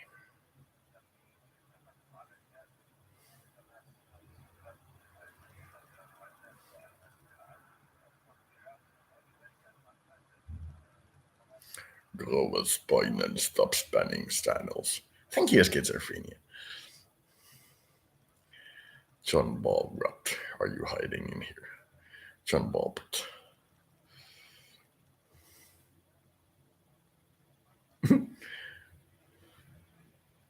Naturally. I was planning to live forever. Become one with the great Bose-Einstein condensate at the end of time. 10 o'clock here Mountain Time, midnight on the East Coast, 7 in the morning that's on a always a good Thursday option. morning, a very gray, dark, cloudy, overcast Becoming Thursday morning becoming in a the country of capybara is Ukraine, always a good as option. An invasion by Russian forces has begun. Right now, we do want to put up yet again. Can't recommend being a bear. It's It's very hard in a modern environment. is in Kyiv. It's very hard. Can't even poop anywhere. And then I believe the other upper right-hand screen is in Kyiv as well. We are getting more and more information right now. President Biden tweeting just a couple of minutes ago saying that, quote, Russia alone is responsible for the death and destruction this attack will bring, and the United States and its allies and partners will respond in a united and decisive way. The world will hold Russia accountable. That, of course, comes on the heels that President Biden... Come on, U.S. Deploy 100,000 troops into Ukraine. Get this ball rolling. In concert with our allies. We also know that he just got off the phone, according to Fox News' reporting, with Ukrainian President Volodymyr Zelensky. He and Biden just spoke on the phone, according to Fox News White House correspondent Peter Doocy, that this was not a call to discuss what Gary had been Doocy. reported earlier this week that the U.S. was How you doing, Gary Doocy? A little moist. Ukraine. Remember, that is something that is being talked about right now, that what will Zelensky, his family, members of the Ukrainian cabinet, Ukrainian members of parliament, where will they go? Where will they seek refuge? That ought to stop the Russian armor. Occupation of Kyiv, and where will they seek... Everything is fixed. Biden and Zelensky spoke on the phone. They both decided to occupy the cell next to where Epstein was and design a new Epstein's drive. Zelensky himself speaking Runs on baby blood. Goes faster than light. Put out a video on his Instagram Epstein account, drive. and I'm going to read from a very, very rough translation. Epstein didn't kill himself. Right now, though, he's announcing martial law. He says this morning Putin announced a special military operation in the Donbas. Russia has carried out strikes on our military. Posted that on the Expanse community and they said wrong Epstein. Damn it! We impose martial law throughout Ukraine. That is a very, very significant escalation and announcement by Ukrainian President Zelensky to the Ukrainian. I have been invaded, therefore I will go to military law. That's an escalation. Joining me right now via Zoom. We're just gonna keep these I always wondered who the people in Independence Day watching the nukes fly off were. I'm like, wow! Hey, I'm living in Finland. I'm right next to the country. Don't worry about it. I have my bag ready. now from Fox Fox, Daytona Everett, with the latest Daytona. Your reaction as we just got this in, Zelensky. I will be putting, moving an to Instagram Texas video out declaring because martial law nuclear in his winter. country. Andrew, we have been waiting on this announcement from President Zelensky for a while now. Obviously, the idea of a war was imminent for the past couple of days. I mean, we've been seeing these developments come in every This single jerky step is of the pretty way bad. It's here not on Live stringy Now, every enough. development. But this seems to be the official move here. And we've heard from President Zelensky trying to keep the peace, trying to kind of store that sentiment for the people out in Ukraine right now, who many are fearful. Most of that They fear attacked coming during from Mardi Kyiv Gras. itself. I mean, we've talked These to comments here are Lucas more Thomas interesting in than anyone else. which is about 6 hours away from Kyiv, and hasn't Who trying to get some felt, McNuggets? much pressure. Now Kyiv really That reminds me of the going scene after from that. So hearing this from President Zelensky is not was it surprising, again? and we all knew that this was going to be coming at one point. The one where they from run out of President chicken Biden and in President that Zelensky, cartoon with a lot of black intimidation characters. through This all is my of this. jerky. Foreign Minister, It's supposed to be for normal Ukraine beef also jerky, being but quite outspoken. the problem You remember, is it Andrew, isn't hard the peace yet. has So it's always kind of been like a eating raw priority meat. from It isn't Ukraine, although that's like not what we're hearing from the Russian jerky is side of almost things, supposed to crack saying when that you bend Ukraine it. This is has been the really aggressor soft this and entire malleable. time, It would which need to be clearly left on a table is for at quite least a day or untrue. two. But Zelensky, But I'm hungry, so you whatever. can imagine, he's going to try to continue to keep the peace, keep everyone as, Chimichanga. I guess, at bay as possible. When explosions are going off in your own country, you can only imagine how some of the civilians are feeling. Can you at this imagine point in time. how much But profit we'll be major doing now that this is the tonight, news cycle? You really have to feel for the people out there, because there's a lot of unknowns at this point in time. You're right. This is a very, very new and fluid situation. Want to put up the latest tweet from Ukrainian Foreign Minister Dmytro Kuleba. The world must act immediately. Future of Europe and the world is at stake. To-do list. Devastating sanctions on Russia now, including SWIFT. Fully isolate Russia by all means. Good luck in with that. all formats. Weapons and equipment for Ukraine. Financial assistance and humanitarian assistance. A lot of And monkeys. course, Daytona. We have been hearing from so many of the people that we have spoken to that I this say will good luck with the precipitate a very sanctions. large refugee crisis, as many Ukrainians no doubt will be forced to flee from The their gas country. But station now I will do be wanna put very up sad that you full won't buy voice. gas This from is them Maidan anymore. Square in Kyiv. I'm sure And in it'll the devastate center their of the capital, economy we're during a getting gas reports shortage. that, some When gas sirens prices and at some 100 per alarms, barrel, I'm have sure it'll gone do out massive damage to their ongoing. economy Let's that just they listen won't in sell right to you. now to that in, It's not like on there's the China heels around. and following the announcement from President Zelensky declaring martial law. But now that in the Russia country. leans on China, China may be forced to act too soon, which I believe is once again what the West is aiming for.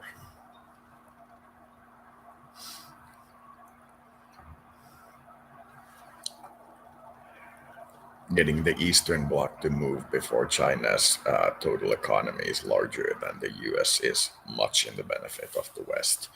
So Putin actually taking that bait and going to war while they're still economically inferior, the East compared to West seems. Okay, it looks like we didn't Just hear leave it any at that. ourselves. We're going to keep monitoring that shot there. Still That on shot. the line with Daytona Everett here as we continue to monitor all his developments. Daytona, I wanted to read more from the translation from that Instagram video Zelensky just put out. He said, "Today you need peace of mind. If possible, stay at home. We work. The army works. The whole security and defense sector works. I, the Security and Defense Council, and the cabinet of ministers will be in constant contact with you. I will be in touch again soon. Don't panic. We are strong. We will win, everyone, because we are Ukraine. Glory. Slava Ukraine. Ukraina. That is so strong, so powerful to his people, the Ukrainian people, who no doubt have really no idea what is going to happen and are likely very, very scared this early Thursday morning there. Have you finished eating, Yeah. Mr. So- Most Likely Jewish? Look at this video. Oh. You have finished eating. I need to see some of the staffers at the building where I live in about an hour or two. It's one of these That's in renovated Ukraine. homeless shelters. Apparently, Was homeless I for can't 7 confirm. years, so nuclear war. Just live on the street, goddammit. Hang on one second. So you know, I Yes, it have a is lot of 7:11 experience a.m. in the local ball time. cap. Three Ball cap. explosions. Caucasus War Bottle Report cap says economy. 3 explosions in Kyiv.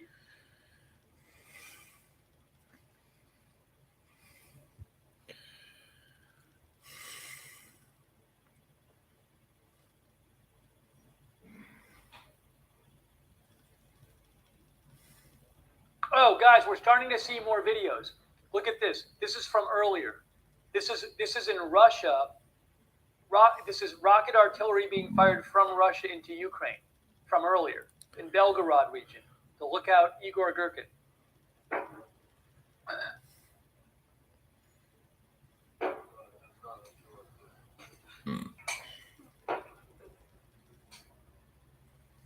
Yeah, a lot of the millennial Westerns have been homeless.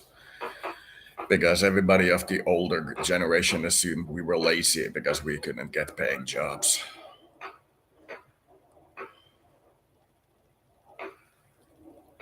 There was exactly one guy in my old childhood group of friends who got a good paid job. And you know what he's doing? Working for me undercover. Look, another picture reportedly of Chugev Airport in Kharkiv from Ukraine You're War welcome. Report. Looks like that other video might be legit.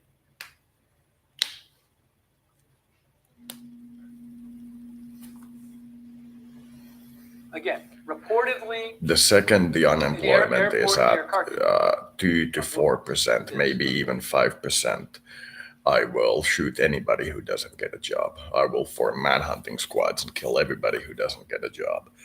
But then the unemployment needs to be 3 to 5% at most. Now the U6 unemployment, which counts partially employed, looking for more job, etc., which our normal unemployment doesn't count in the Western world, is at 15%. You think you can compete with 15% of the population?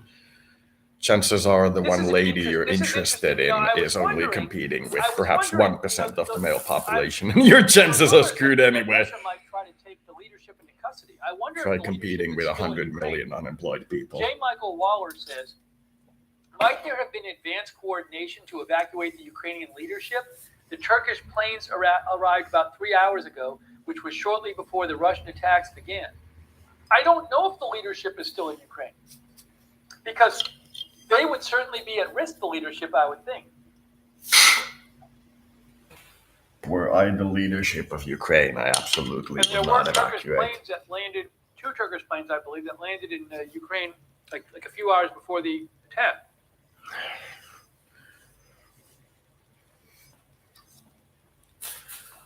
I do like Stalin.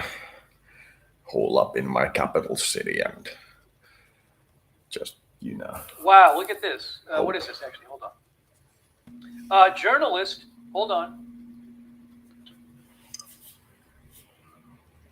I have this is from a journalist in Kyiv, in Ukraine, with the Kyiv Independent, Max Hundred. Watch some of my other videos too Air when I'm raid live. sirens as refugee convoy hits traffic on outskirts of Kyiv. This is very, very real now.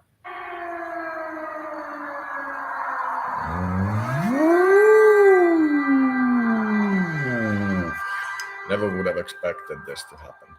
Well, I kind of actually did. I was protesting the Iraq War for specifically this reason. Very specifically this reason. You break the only resemblance of international law we have, where everybody agrees that nobody attacks the neutrals. You waste 20 years, fucking camels, and then withdraw because you're not going to control Afghanistan with that policy. And then what? You fucked the entire world Max system, Hundred says lines at ATMs and already you spent your central. military. So He is a reporter. now if somebody else wants to fuck with the world thing, you don't have a military. And we've spent the 20 years of bonus time that we got from the collapse of the Soviet Union hunting camels. And the Look at this. Chinese have Russia spent it temporarily building suspends high-end flights to a number of electronics. airports So until early hours of March 2nd. What's that about? That's from Reuters, Phil Stewart. Is that because they're going to use the airports in Russia for military? Is that what it's for? Look at that. Russia temporarily suspends enough flights to a number of airports, I believe in Russia, for like a week.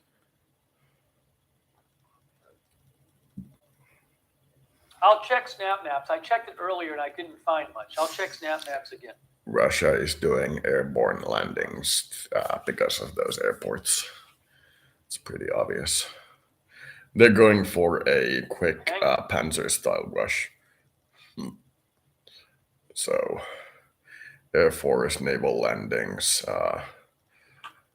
long-range bombardment, long-range rocketry. So it seems likely that they might not want to give the Ukrainians a chance to reform. So once the sun is properly out, which it's 7:17 in the Eastern European zone right now. So once the 3 hours ago, Kharkiv, 6 hours ago. sun really is up, they 3 might hours start their ago. thing.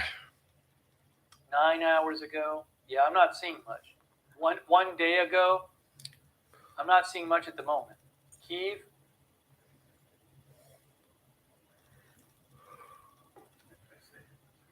Shots fired, fam, he says.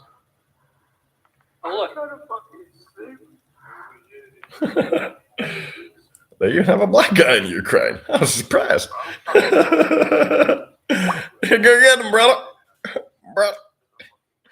The fucker is incoming. Reminds me of the time when I was playing Laser War as a kid. Every time I tried to sneak into the enemy place and they found me and shot me with those laser guns, I was running back to my base shouting, "They're coming! They're coming!"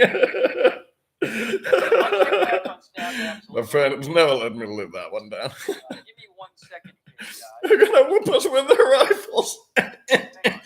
Like 10-year-old kids beating each other. Give me 1 moment here. I apologize. Insane. Insane in the main brain. Also in the side brain. Sorry. World wars make me giddy. Lived through so many.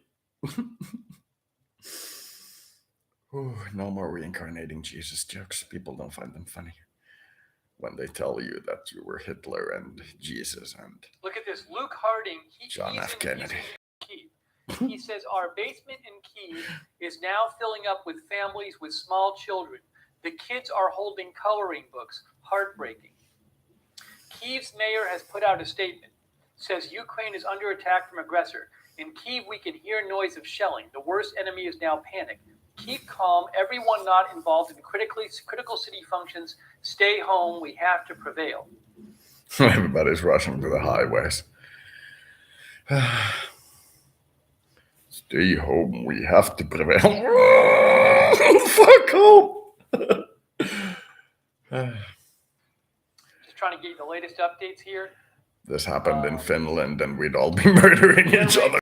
You're Russian. No, you're Russian. No, you're Russian. No. I am basic Finn. That's it. See, look at Wow. this. Look at this. Possible airborne assault against Kharkiv. Michael Horowitz. Seeing birds, not much else. Are you saying birds are government drones now?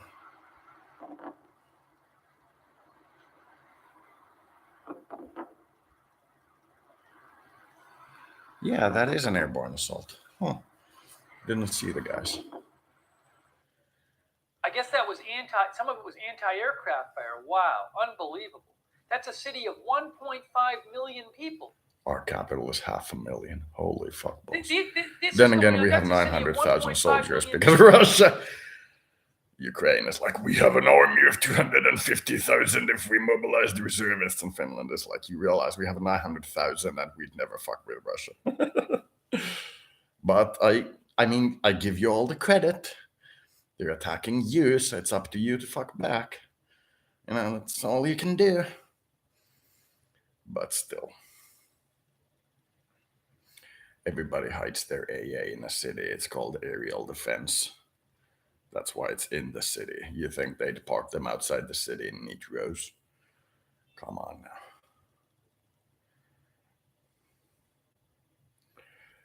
If they do actually invade Kiev Hang on a second. with a ground army and the Ukrainian Rana army resists, Vyacheslav, and who so does reports on some of their Belarus stuff, population, says we don't have evidence so far of the direct participation of the Belarusian military then in the it's going to get operation. ugly. We receive If information they that get some reserve officers were called for overrun urgent quickly, training. then There are there is signs nothing. of sort of military mobilization. But there were Russian troops, like 30,000 or so Russian troops in Belarus. I don't know if those troops from Belarus participated in Trying to take a resisting city of 5 million people is not an easy job. But even if they didn't, But having the if Russian they troops in just Belarus encircle it and affects- let the spreads out population Ukraine's die, defenses. then it's So going to take we'll have to months. see what kind of sanctions might be And put by on that Belarus time, they'll for actually helping have out Russia in something this better. attack. So if they do airborne and other quick strikes into most of the cities and then run from them, I also while don't know- preventing hang on the a second. Ukrainians from mobilizing to the capital, they might be able to at least Bitcoin seriously has dropped a threaten it. bit. You can see That's no Bitcoin is surprise. down to 34,879 in the last few hours. You can see there. It was 37,000. I don't know if That's a if big the drop. futures are trading right now. NASDAQ futures are down 2.57%. Did you want to check on your investments, little fan? There's nobody watching. I would estimate you did.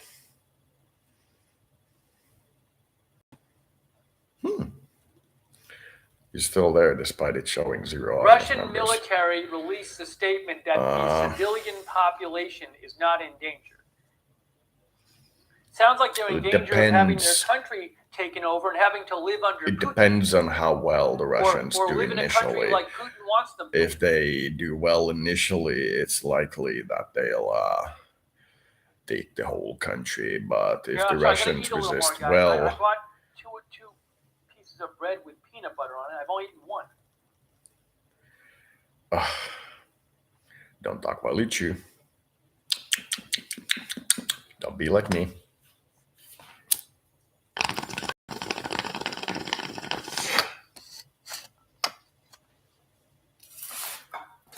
Sorry, guys. Give me a second here.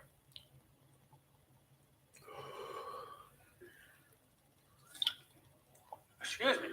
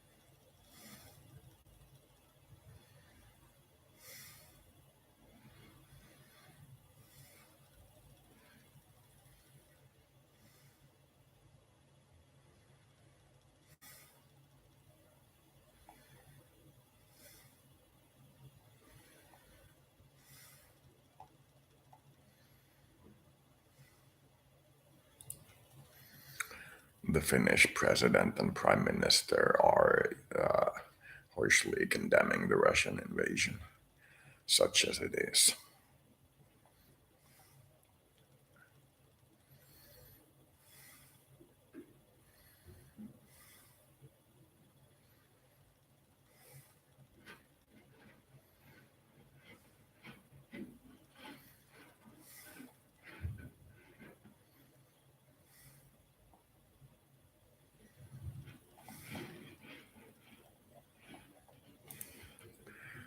Prime Minister Catgirl has said no.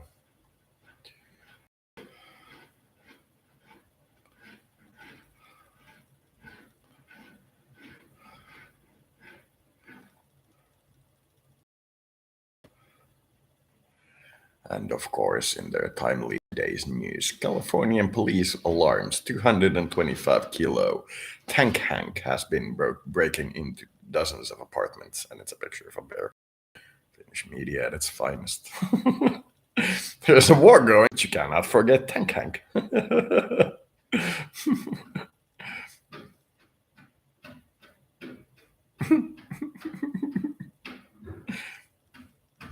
Oh, that. Somebody got killed in a truck. Tietenkin. My old neighborhood again.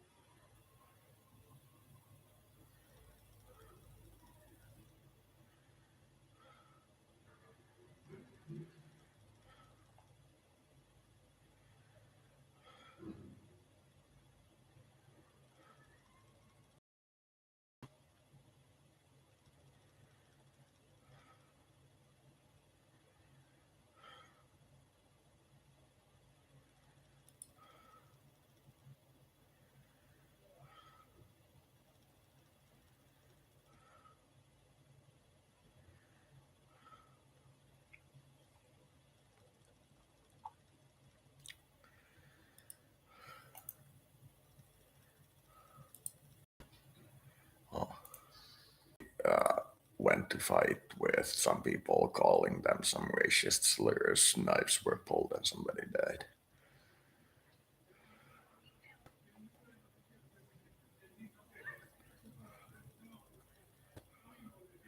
Yesterday's news.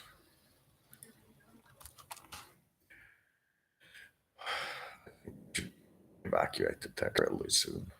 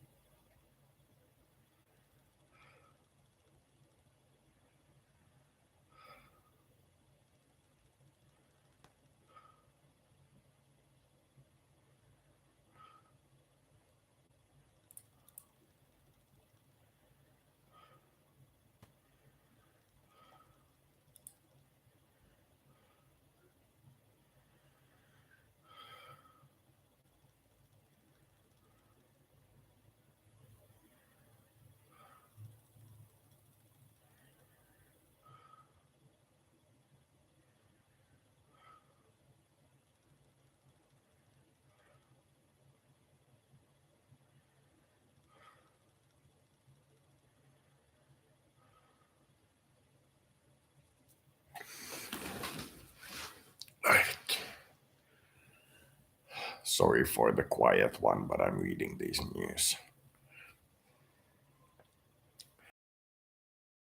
listening to the audio, so it's mostly Finnish politicians commenting on how important it is that we all show support to Ukraine.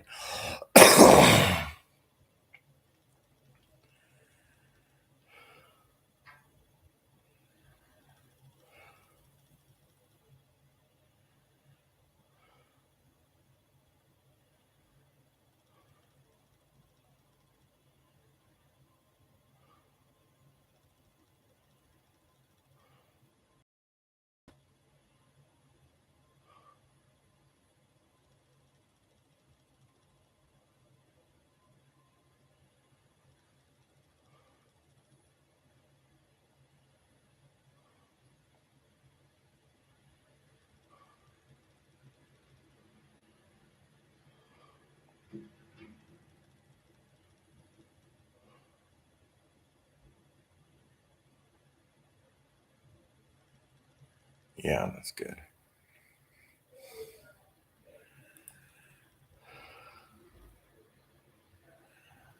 I agree with this researcher in that the future will tell whether this was about setting up a new sphere of influence for Russia or whether or not they actually thought defensively. The end result is, however, the same.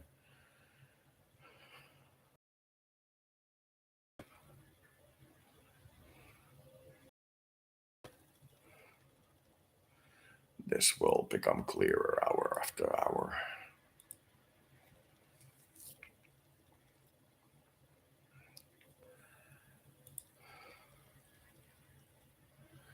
There's a lot of typos here, which means they're writing in a hurry. That's not opus out.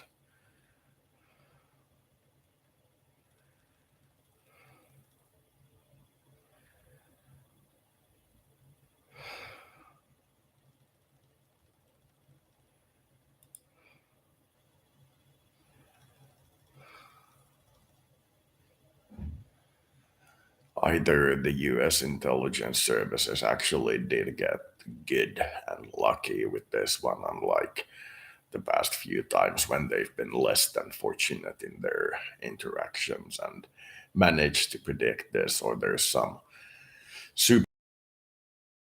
But based on the fact that Putin has pretty much publicly said he is invading, it seems likely that this was actually just a very good prediction by the West.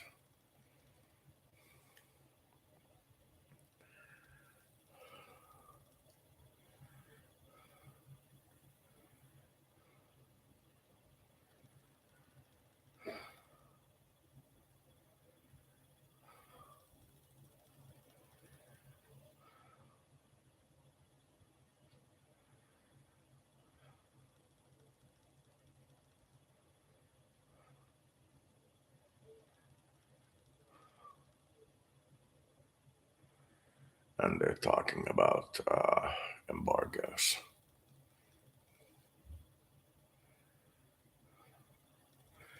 Russia is saying that it's not striking against civilian targets, only airports and military targets. That should be Suomen, not Suman.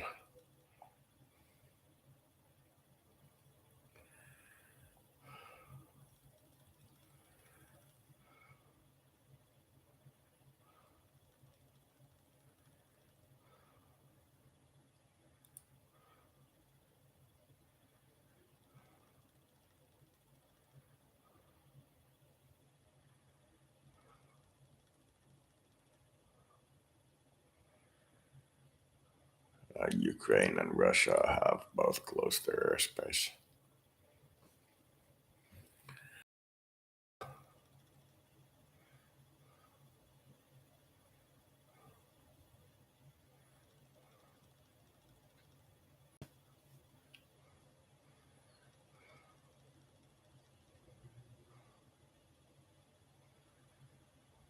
During the 8 years in the war in the East, they didn't use airplanes or missiles, according to this particular person, but I know for a fact they used airplanes there. But I understand his viewpoint that this is a new level of escalation.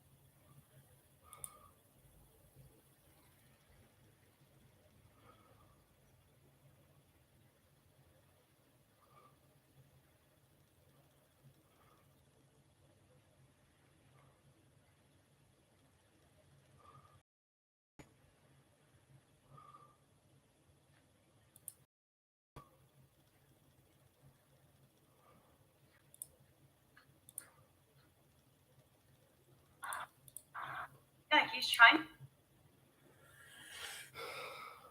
Всех признаю. Это логичный шаг, являющийся следствием действий украинского режима.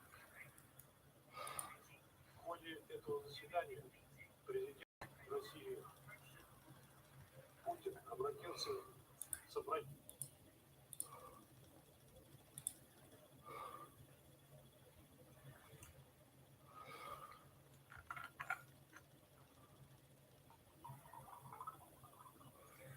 So Belarusia has joined the war.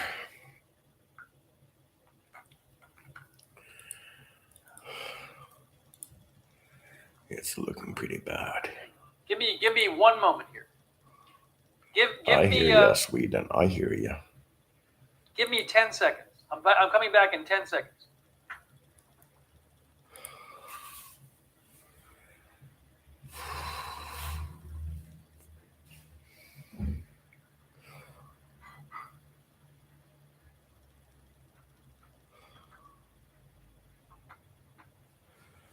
So now it depends on whether or not China invades Taiwan at the same time. And again, this is just beginning. This is really unprecedented. I don't really have anything to compare this to. I maybe if I was around, when Hitler was invading countries or something like that, but this I was is around just during that time during a past life, and I have to say, Intel Crowd posted this unconfirmed video from Bosch Karma, Speaker of the Ukraine Parliament, Stefanchuk, is filmed fleeing Kyiv with his family. Can't blame the dude.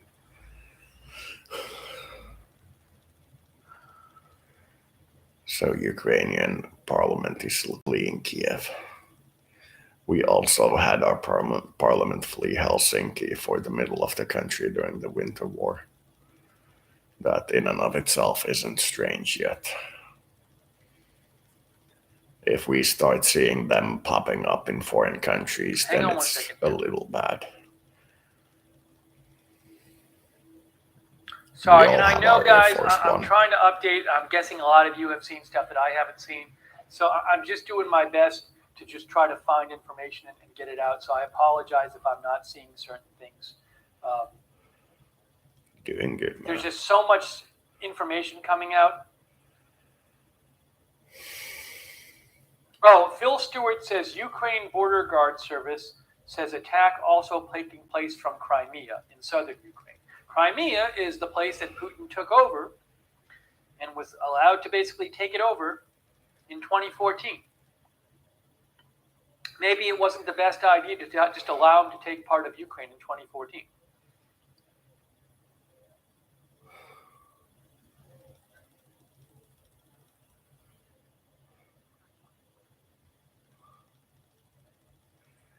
Anything on your mind you want me to cover?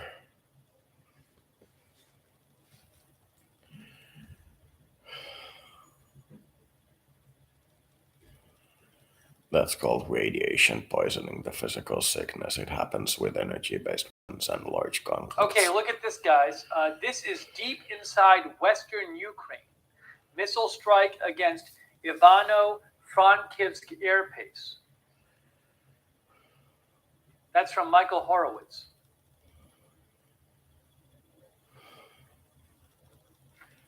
Hang on here.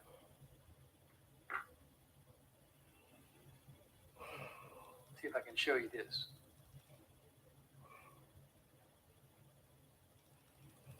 That's here. That's how far west that is. Look at how far west that is. All the way over here. And just again, big picture here. Big picture here. This is not Putin bombing Ukraine for a day. Putin a couple days ago told everybody he doesn't think Ukraine has a right to exist as a country. He clearly hates what's become of Ukraine, that it's a pro-Western, pro-European developing democracy that wants to join NATO. So Putin, all signs point to Putin is going to impose his will on Ukraine and fundamentally change the nature of the country. So we got all the explosions and everything, but we haven't gotten to Putin imposing his will, installing a government, making people live in the kind of country they don't want to live in. That's where this is going. That is where this is going. And making people and compelling people. And if they don't like it, killing them and imprisoning them and torturing them. That is where this is going. He's not bombing Ukraine just to bomb Ukraine. Where this is almost surely going is Putin imposing his will and trying to fundamentally change the nature of Ukraine. And what is that going to look like? You think Putin's going to bomb some of the military sites and then leave, and then have the military leave and let them carry on? Putin had 3/4 of his military surrounding this country. He gave you an hour-long madman speech 2 days ago saying he doesn't think Ukraine should be its own country, and you think he's just going to bomb some stuff and leave? Nope. He wants to fundamentally change the nature of this country. That's where this is going. That's where this is going.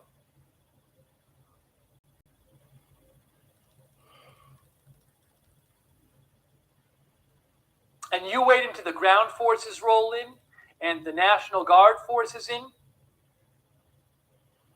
This is just the beginning. Just the beginning.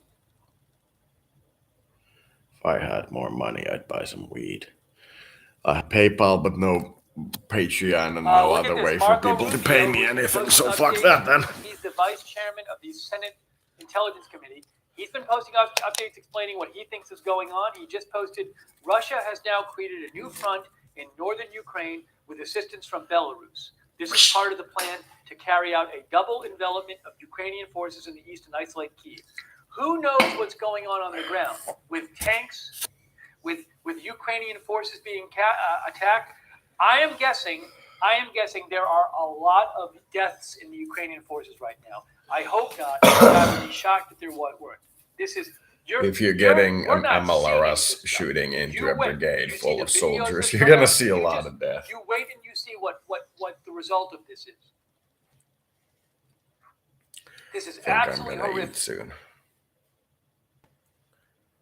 All these mentions of this guy getting like 1,000 donations makes me think, why don't I have 1,000 audience members and 1 million in budget?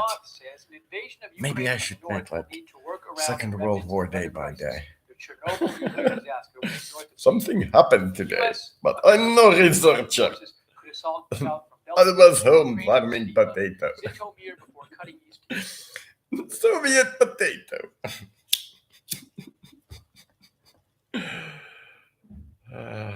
Ukrainian darn. Let me take a second and thank our moderators. Darn. Linda Belk is still moderating. Thank you, Linda. Thank you to all of our moderators. I can't. Guy has more of an audience than ABC at the moment, I think. Probably not. Many are still there. I mean, we've been on the air forever. We've been on like 15 hours. So, Sarah, thank you, Sarah. Cynthia Moon, really appreciate all of our moderators. Lamar Watkins. Farming potato. Also, our Facebook moderators, I know Kay Lowry Bati has been there, Roxanne Betke and others. Our Twitch moderators. Hang on a second here. A Moment of Lovely, Bash and Girl, Serrero, Daily Disclosure, Duxor. Daily Disclosure.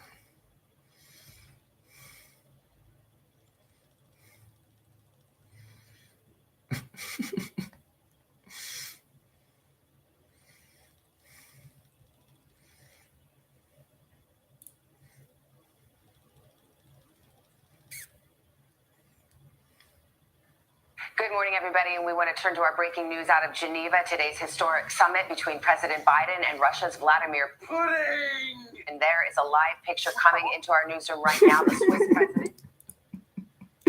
This was the president. It is no longer the president. Sorry. I'm using this opportunity to show off some of my edits.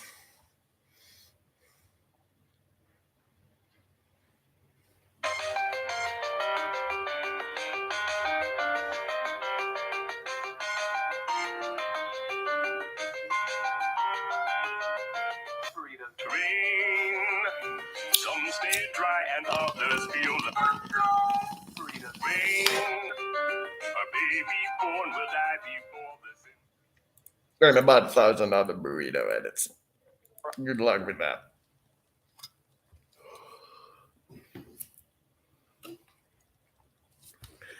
So yeah. Burrito Matt rain. Bradley posted this. He is with MSNBC, starting to hear about a land invasion. Russian troops coming from Russia and Belarus, according to the Ukraine government. Attacks on border units, border patrols, and checkpoints are carried out with the use of artillery, heavy equipment, and small arms. Yeah, that's from the Ukraine government. Small arms. Where are these troops going? Are they going to go to cities? Are they going to try to take cities? Babies. What are they going to do to the people there? Pat them on the head. President Tell them Biden they're will good be speaking Ukrainians. at noon tomorrow. Dylan Hausman says, how about speaking now? I don't mind that idea. Yeah, you think? I need my midnight sleep, though there is World War III starting. Good. Intel crap. Hang on a second here. Hang on 1 second here. Let me show you this in a second. Hang on.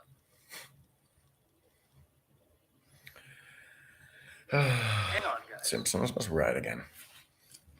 Aha! Click. Whoop. Again, take all of the reports and all of the videos with a grain of salt. More stuff can be wrong. I'm doing my best to. I find Intel Crab tries their best to be reliable. So it says massive Russian military column spotted moving north through army Yanks in Crimea. I think many Ukrainian women are about to get a massive Russian column up their rear. I think that's about to happen. Many Ukrainian women will be getting massive Russian column up their rear. Yes, alle zimy Stalin in Icon Totakai.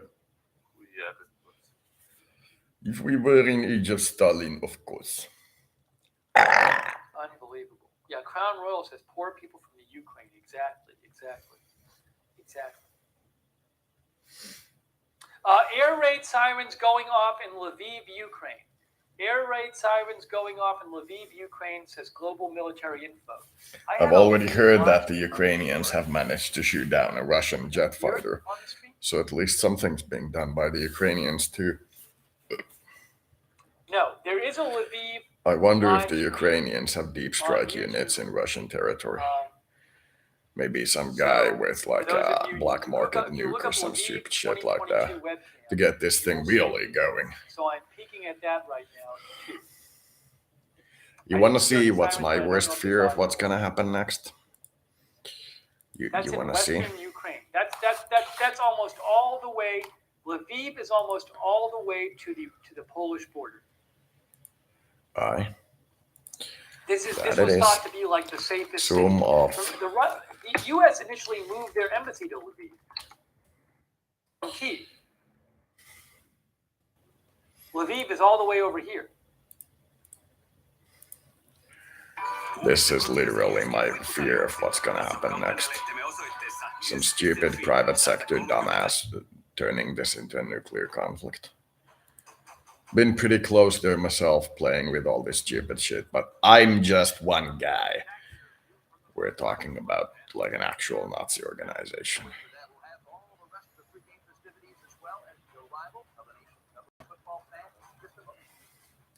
Somebody wants to talk to me about the finer points of the floater war and other imaginary wars I've had. You know, we can talk.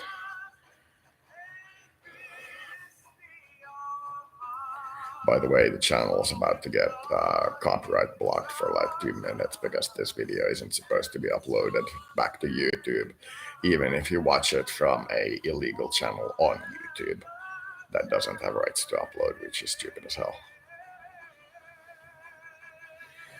You can see a ton of these videos that are uploaded from secondary accounts that certainly don't have copyrights on the shows, and then when you put them on live and watch them, they get banned.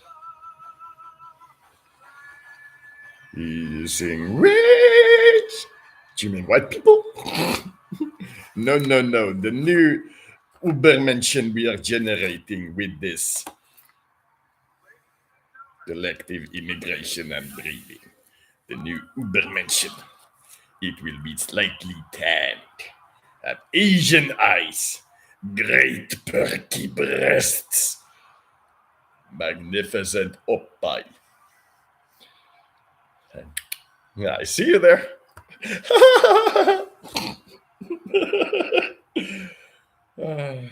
Nuclear war always makes me a little giddy.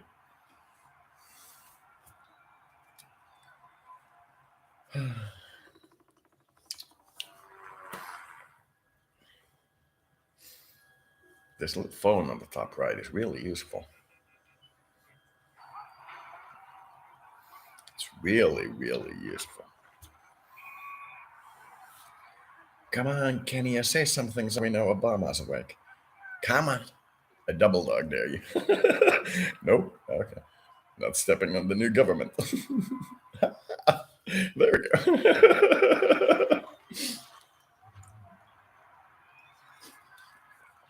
I am not your puppet, European. I work for the United States of America. I know. So, I'll be Luther. You may friendlily call me Lex. So, wait. Oh, good God. Methane chloride eruption. Ooh.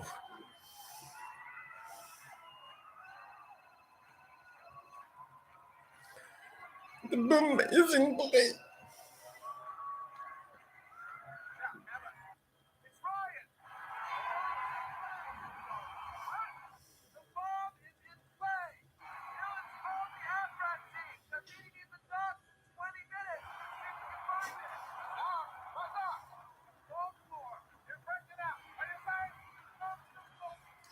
Baltimore.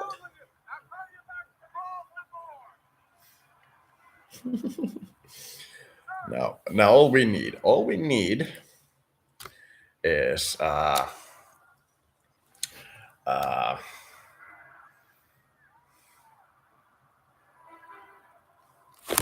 was the name of the game? It's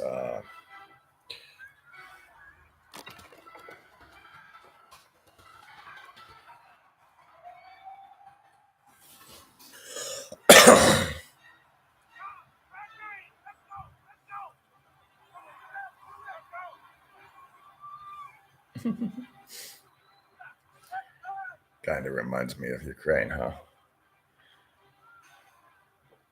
At least Zelensky is man enough to stay behind in Kiev and get nuked to death.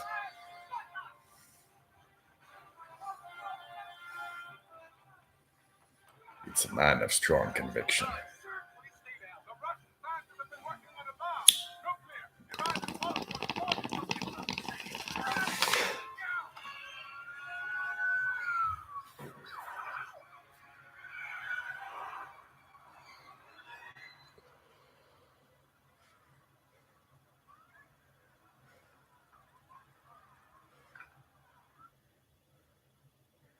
Click boom.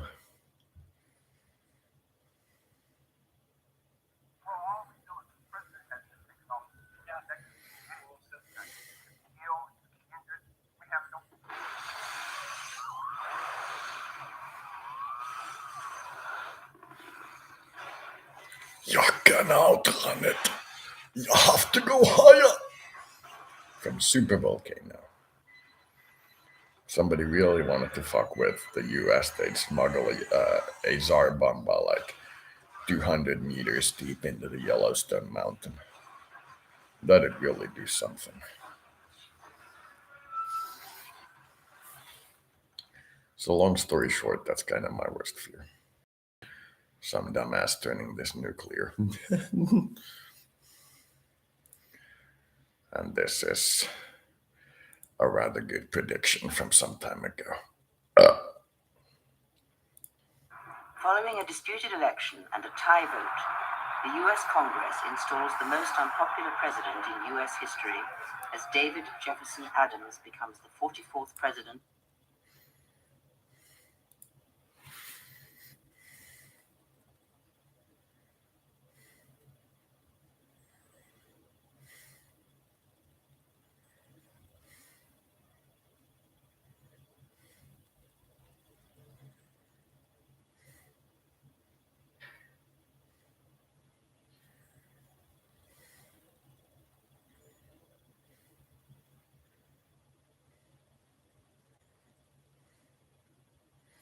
If I get a copyright ban now and can't report for 2 weeks, I'll be very upset. Maybe it'll calm the world down a little.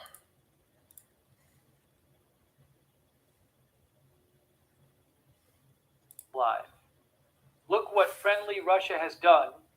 It was an airstrike. There's a crater behind me still smoking.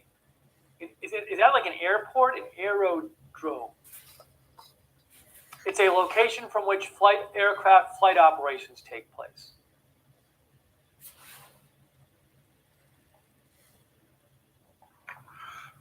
Yeah.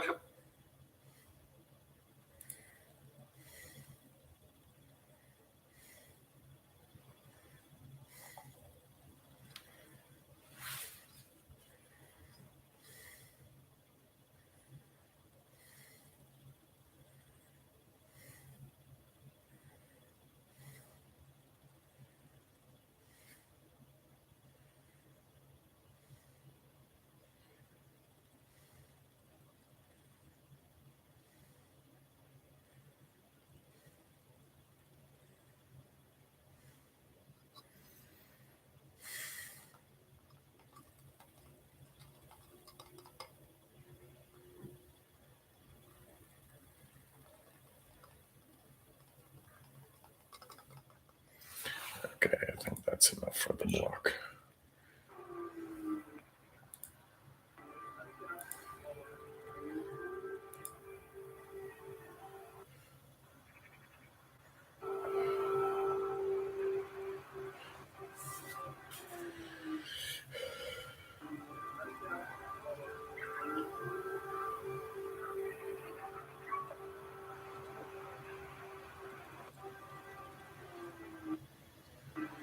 I'm still here. So you can hear in this video of those air raid sirens. We could also hear them in Maidan Square in the center of Kyiv. We could also kind of make them out as well in Mariupol. Remember, we're live, raw, and unfiltered. Sometimes we...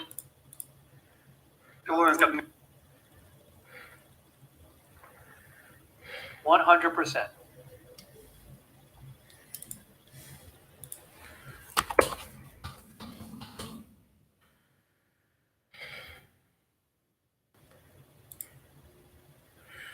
This is my most hated video. I made this to cover events of the this is unconfirmed. Unconfirmed. background drifter war in Eve.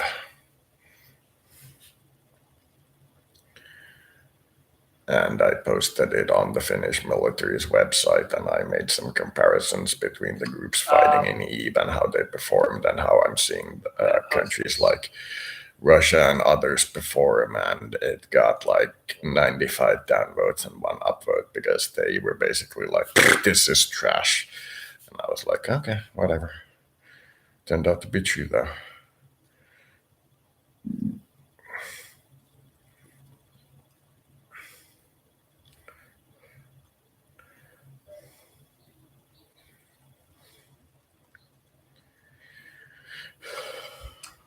I'd say taking this as unconfirmed, along with pretty much everything else at this point. The General Staff of the Ukrainian Armed Forces says that 5 Russian aircraft and a helicopter were shot down early Thursday. So that could be true. I don't know if it's true. So it's a war. Of the United States. Shortly after the election, increased unrest, rioting, and a growing number of militias have given rise to ever-increasing domestic terrorism. In response, the president invokes the Homeland Security Act and declares martial law on the West Coast and other areas of the country. Though highly contested, a Supreme Court ruling sidesteps the electoral process, disqualifying popular presidential candidates from several states. Public outrage explodes when a sham election leads to incumbent David Adams accepting a second term in office. During the 57th Inauguration Day ceremonies, Washington, D.C. is struck by a low-yield nuclear weapon, killing David Adams and most of the U.S. Congress. The destruction of Washington, D.C. effectively breaks the chain of succession, sending the nation into chaos. In an emergency vote, the European Union deploys peacekeepers in the greater DC area to secure international interests. With separatist sentiment rising, California's governor declares home rule and secedes from the Union. Texas follows quickly and declares sovereignty, taking neighboring states with them and forming the Republic of Texas. Now, the once United States of America lie in ruin. Ruin. The time for words That's passed, serious ruin. and a second American Civil War now erupts as 7 factions wage war across the land. Interesting intros. There's also a few others that might fit this one. Just showing some art here and there. There's nothing really major happening now, and I'll hear about it if somebody nukes somebody.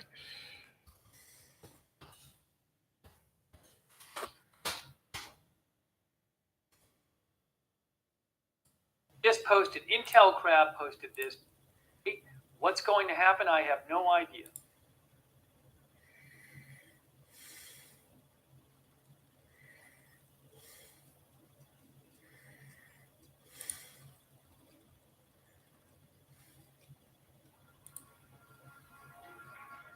We're getting reports from the Coast Guard about a developing situation at the harbor front. We have a lot of unmarked container ships approaching. They're refusing to identify themselves. Over.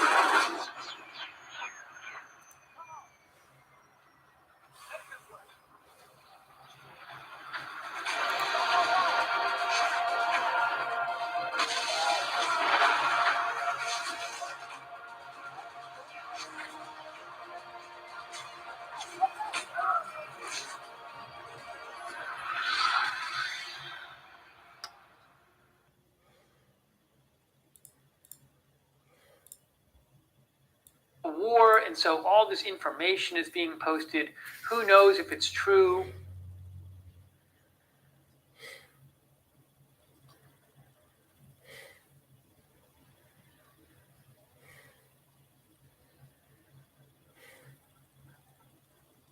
Sorry, give me one moment here. It's like, who knows with this stuff?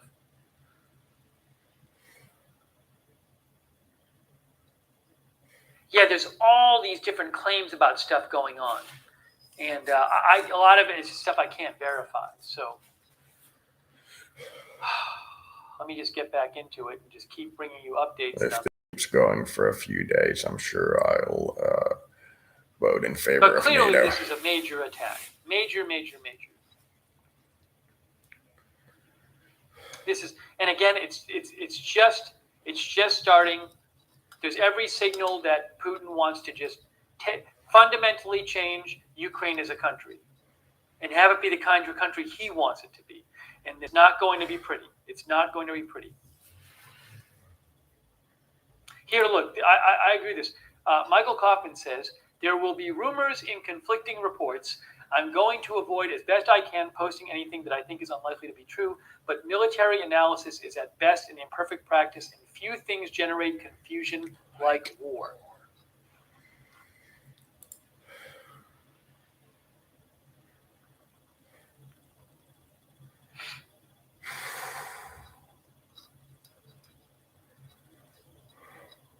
A viewer said Zelensky tweeted,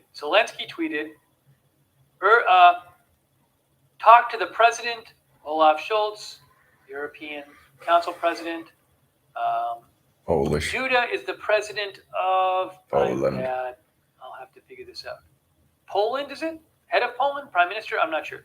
Boris Johnson urged to stop Putin war against Ukraine in the world immediately, building an anti-Putin coalition, immediate sanctions, defense, and financial support to Ukraine, close the airspace. Close the airspace. The world must force Russia into peace. As you can see, the map is being quiet. It's a hard topic. There's talking here and there, but it's quiet. You'll see either an enormous spike upwards or downwards in the recent daily attacks over here. By the way, you still watching? How's the soup?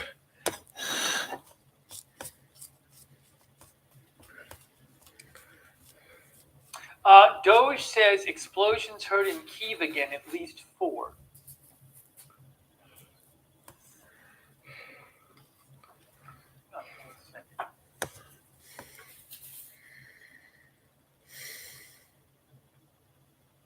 Hang on. There's just so much being reported, and it's just,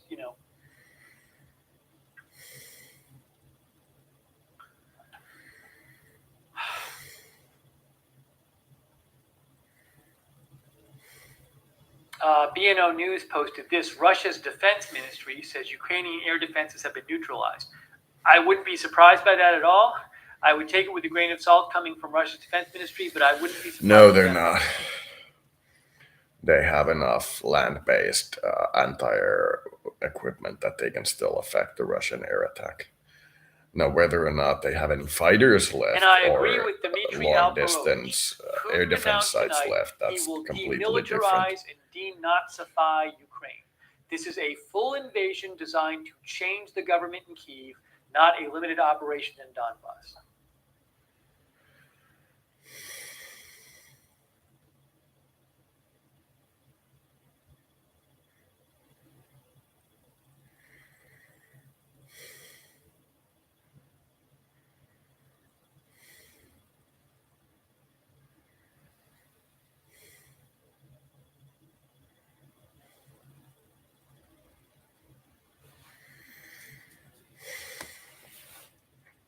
Hang on one moment here, guys.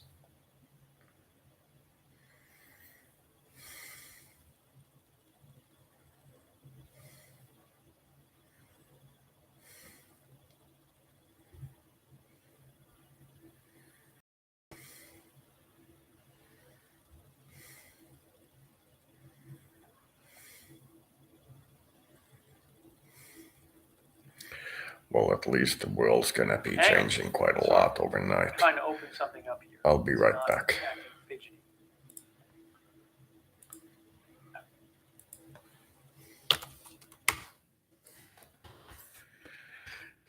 Here's an update from a Ukrainian newspaper, Ukraine Pravda. Information about Russian landing in Odessa is untrue. The army is repelling an air attack. The armed forces says they have taken and hold defensive positions, repel an air attack. The situation is under control, and information about the landing of troops in Odessa is not true. Excuse me.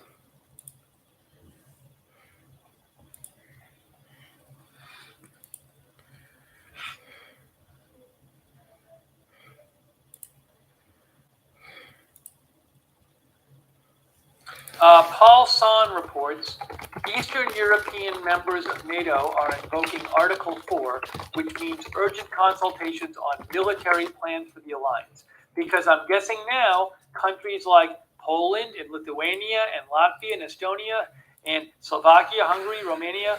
I think all of those are in NATO. Most of them, not all of them, but are probably very concerned right now. Moldova is not in NATO, and I'm sure they're very concerned too. But, who knows what happens after this? But let's not even go there right now, because the worry now is what happens to Ukraine.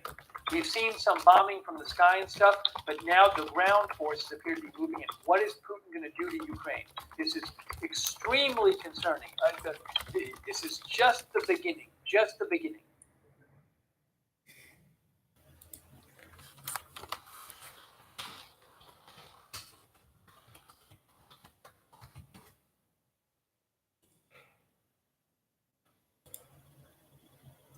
And when Marco Rubio is saying that that Russia wants to isolate the capital, Kyiv. So what are they going to do with Kyiv? What are they going to do? Are they going to try to starve it out? Are they going to cut off power, cut off food? I have no idea. This is just getting started. The airstrikes was probably just to degrade the Ukrainian military, get control of the skies. We haven't seen what Putin is planning on yet for this country.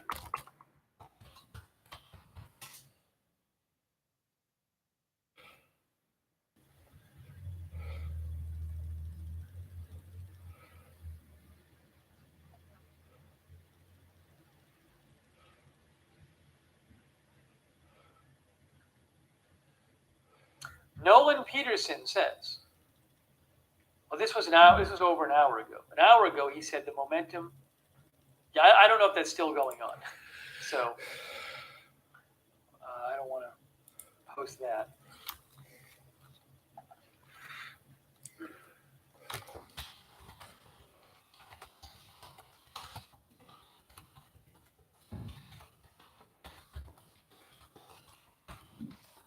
And again, I'm seeing some videos, but if I don't really have any idea where they're coming from, I'm not going to show them.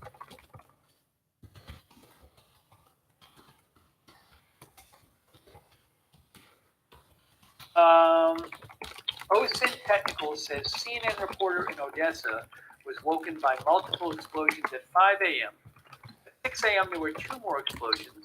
Report no evidence of a Russian landing.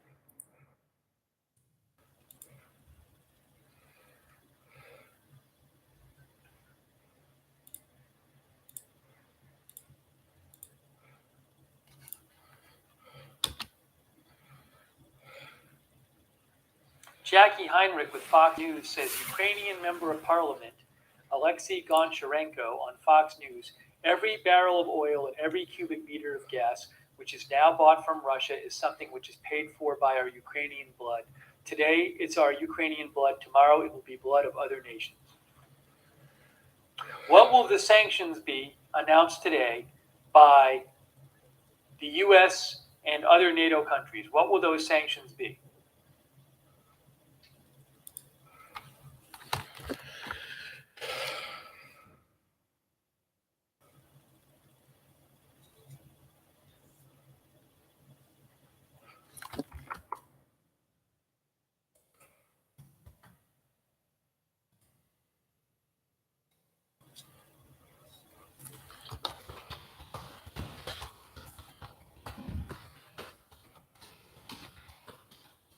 Try to get to some of the things people have sent me too.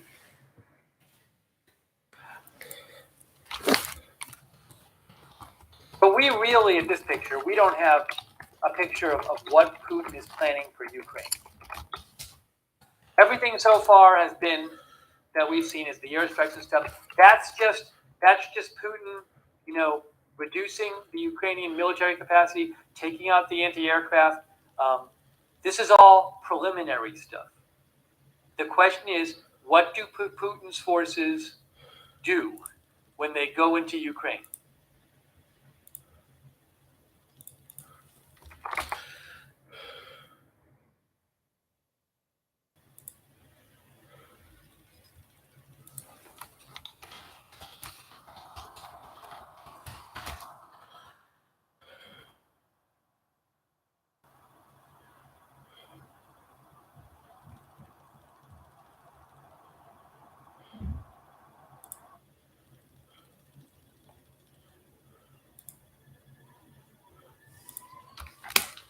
Oh, breaking news! B&O posted a report from Wall Street Journal. This is not surprising. I am not surprised at all by this. This is terrible, though. Breaking news. Hold on. Wall Street Journal.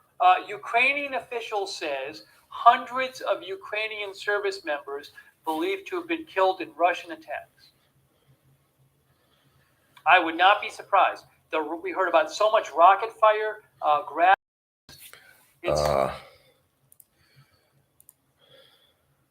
would not be surprised.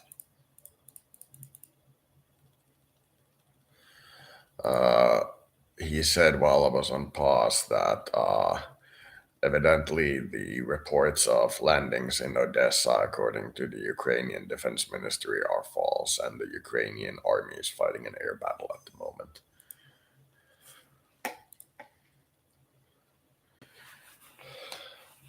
Just won a $10 bet on whether or not Russia would attack. Attacks Ukraine. Unbelievable. This is unbelievable. Where did it say the thing about the casualties? I don't know. I believe they saw it there, but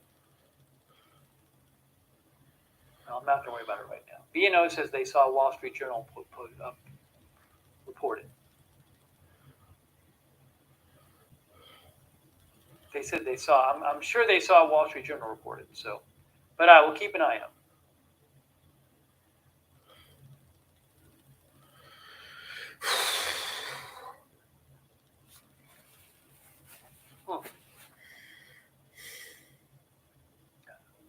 Florian Wotulski, same thing. Wall Street Journal sources state death toll of the first attacks from Russia in the past hours already in the hundreds. Some people out there have seen videos of. Actually, let me do something real quick. Actually, hang on a second. Give me 1 second here. I want to show you guys that drifter video, but I don't feel like pausing this one unless somebody says so. My little take on the Ukrainian war in the summer of 2020. April, actually.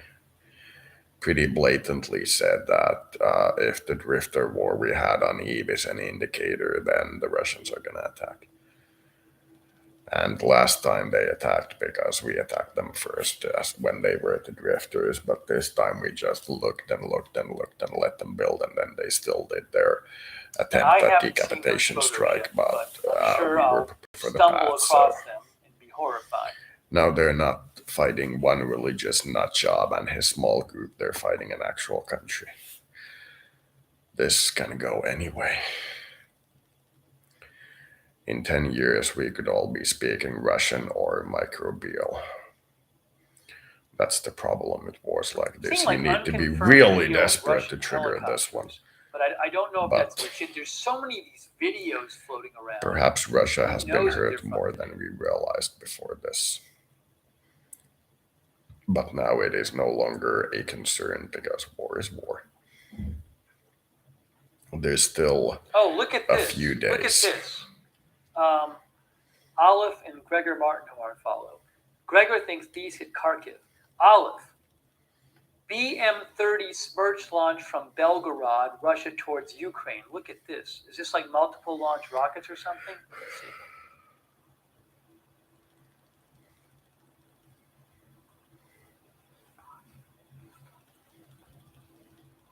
You don't see like where they hit, you know?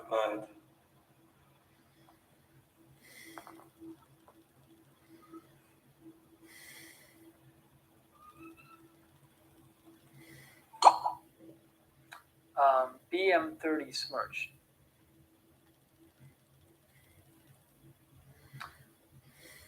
That's a heavy multiple rocket launcher.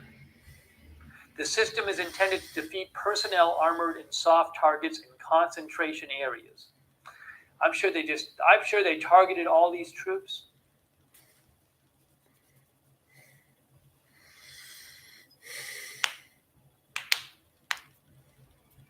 Here's flight radar here.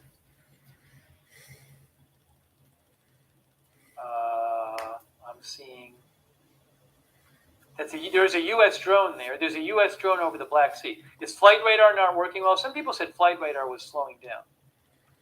You can see people avoiding Ukraine airspace. Ukraine airspace is closed, by the way.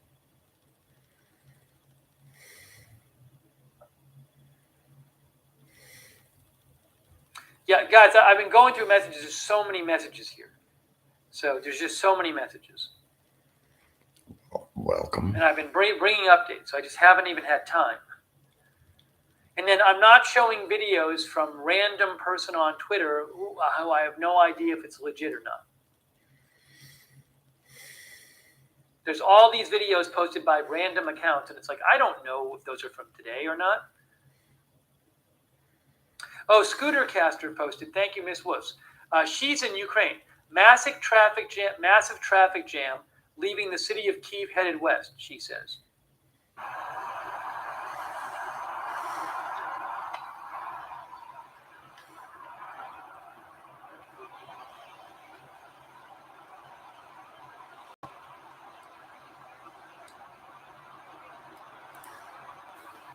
She's there. Scooter Caster.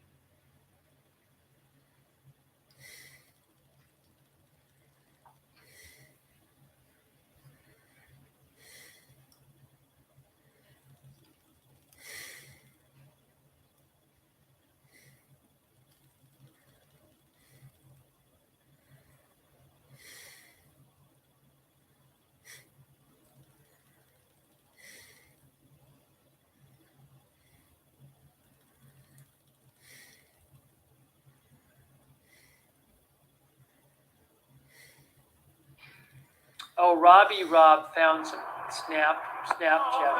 Hold on.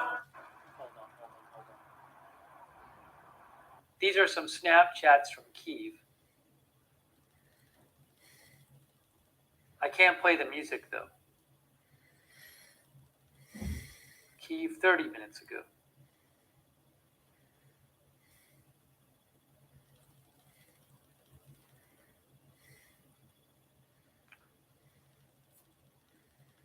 It says, situation is actually normal, but people for a safe zone trying to leave Ukraine.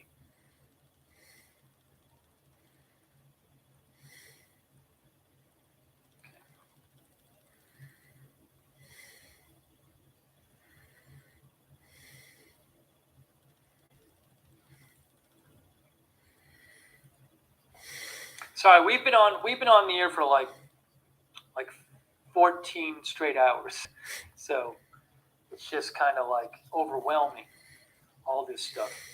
It's just terrible.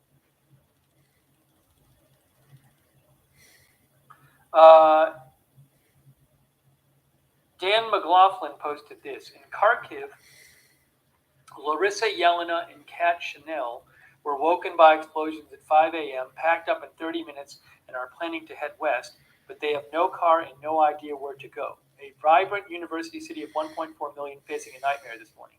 And the ground forces haven't even moved in yet. The ground forces haven't, this is just the start of it. This is just the start of it. It's just the start of it, I'm telling you.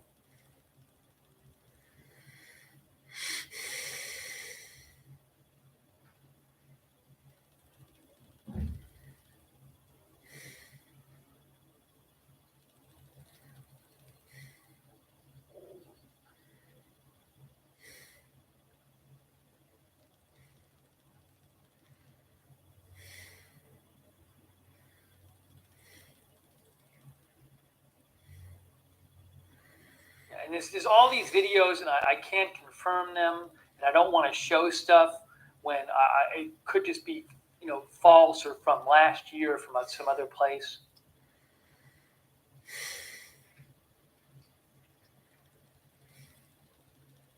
Yeah, all this stuff, who knows?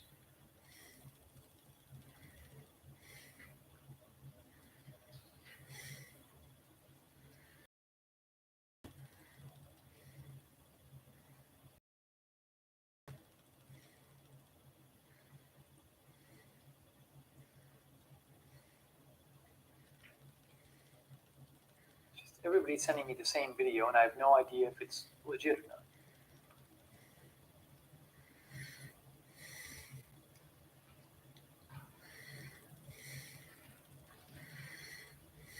So I'm just trying to get through some of your messages. It's been so nonstop. You still there, Mr. Someone I'm going Else? to check the Asia stock markets.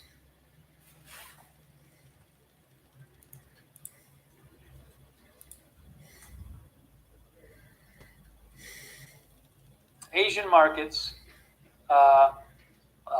Hong Kong down 3%, China down 2%, India down 2.5%, so forth, so forth.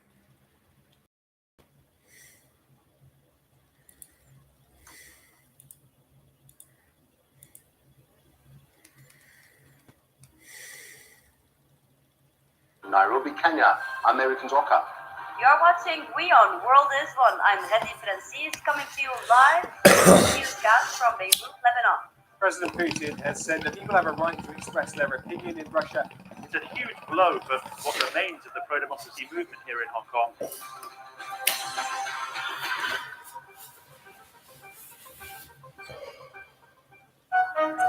Stay connected with the world through WION.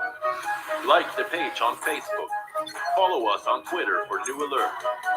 Instagram for How about you videos get and to the images. news already? And the website for the I don't want to latest see news, ads when I'm and thinking analysis. about World War III. WIONews.com. World is one. We all gotta make our money though.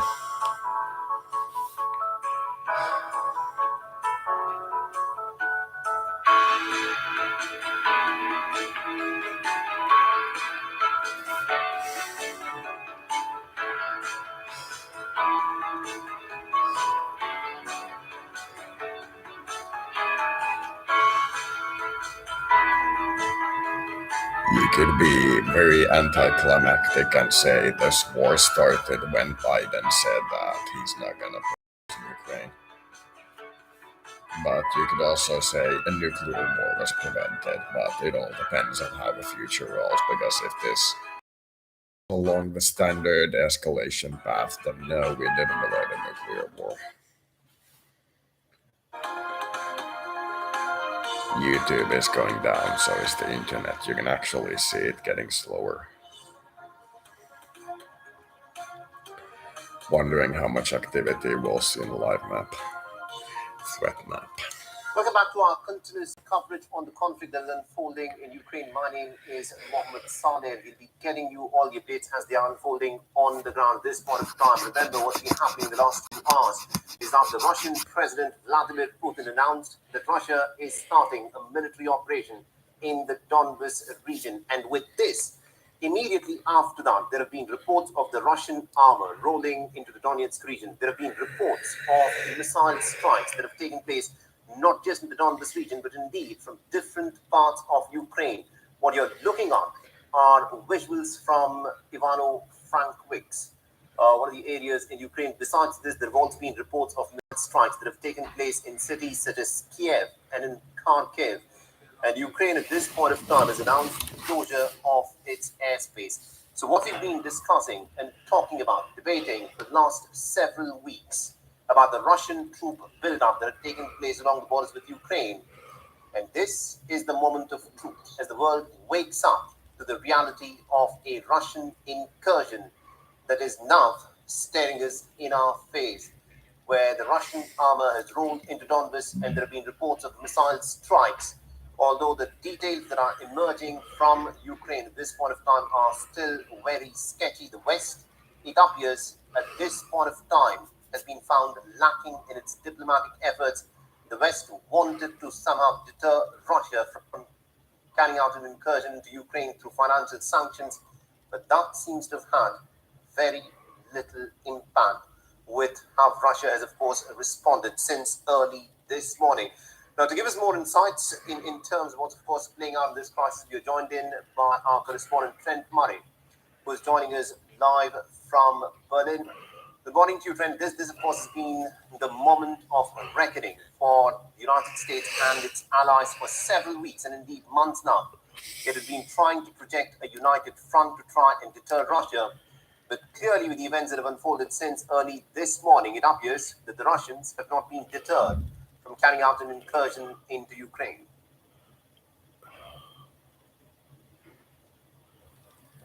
Yeah, good morning. Europe is this morning waking up to the news it was so desperate to avoid, and that is, it appears, that Russian President Vladimir Putin is indeed launching a full-scale invasion of Ukraine. Months of diplomacy by European diplomats to try and prevent this moment appear to have failed, sadly. And as we go to air, as you say, there are various reports of missile strikes hitting various locations of Ukraine and Russian army and artillery units moving in.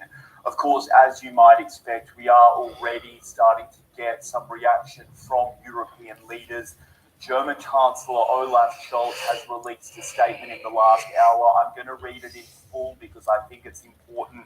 He says, the Russian attack on Ukraine is a blatant breach of international law.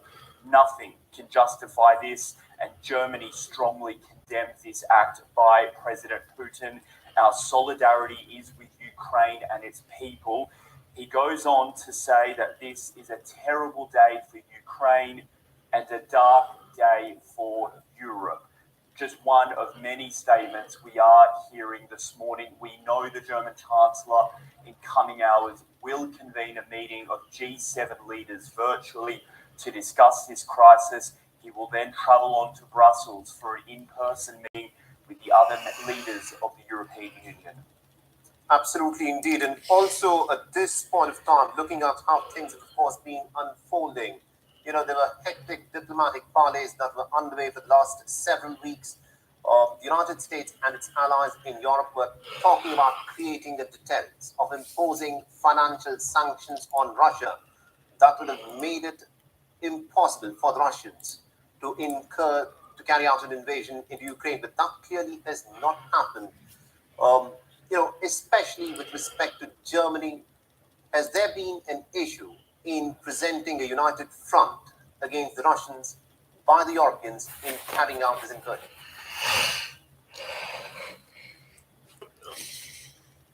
Well, I think it's worth noting that it was only last night that the first tranche of sanctions was approved at an EU level.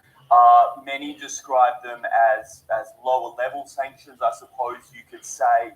But the EU is always saying it wanted to keep some cards up its sleeve, stronger sanctions, if you will, to introduce in case of this very moment taking place. So I expect what we will see today is the EU, the West, America, talking about beefing up some serious sanctions now, really targeting the big banks of Russia, really targeting President Putin and his inner circle itself, really Good luck with that. throwing everything but the kitchen sink at it, given clearly those first round of slightly weaker sanctions haven't prevented this attack from taking place.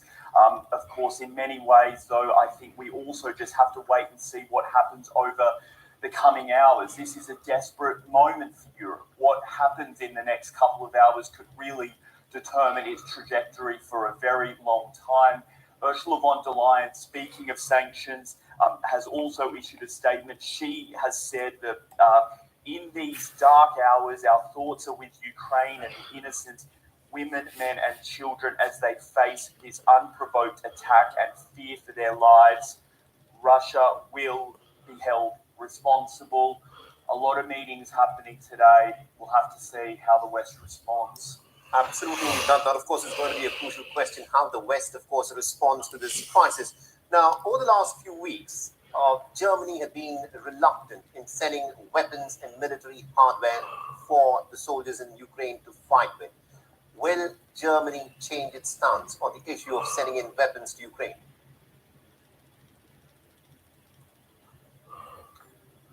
Well, Chancellor Scholz has always been keen to point out that a majority of the German people are with him in resisting that question of sending weapons to Ukraine. I mean, polls consistently show about 70% of Germans support that decision to avoid sending weapons to this conflict zone. But of course, now we've seen this full-scale invasion. Will that change? Will there be a public conversation about whether that was the right decision? You may have seen last night here in Berlin, the Brandenburg Gate lit up with the colours of the Ukrainian flag. Well, Ukraine's ambassador to Germany was very critical of that move, saying it was just a symbol and doesn't really help much. He called on Germany to send weapons, for more financial aid and for tougher sanctions. I think that middle one more financial aid is probably where Germany will go in terms of the first part of this conversation. It likes to remind the world that it is the biggest financial backer of Ukraine when it comes to foreign aid. I would be surprised if we see an immediate backflip here and see Berlin change its decision and to start sending weapons to Ukraine. To be honest, I don't think that will happen. But what I do think is that you will probably see some more pledges of money to the government there to try and help them in their hour of need. Absolutely indeed, Trenton. Just before we let you go very quickly, at this point of time, considering that the incursion into Ukraine has already begun, do you think within the European corridors of power, will there be any appetite at all for sending troops on the ground to create a deterrence for Russia to invade further into Ukraine? Is that a possibility that Europe would even be willing to look at?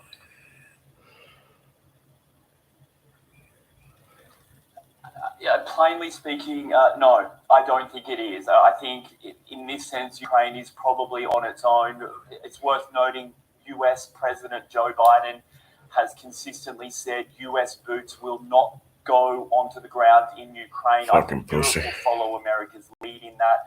I think they know very plainly that if they do send troops to Ukraine and we have a situation NATO troops face off against Russian troops on Ukrainian territory, then that potentially is a recipe for a much bigger and a much more dangerous war. And that is something I don't think there is an appetite for here in Europe or in America. Indeed, thank you very much indeed, Trent Murray, for joining us from Berlin, getting us all those updates there. Meanwhile, the Australian Prime Minister, Scott Morrison, is presently speaking. Let's listen in to what the Australian Prime Minister has to say. These outrageous acts in the strongest possible terms.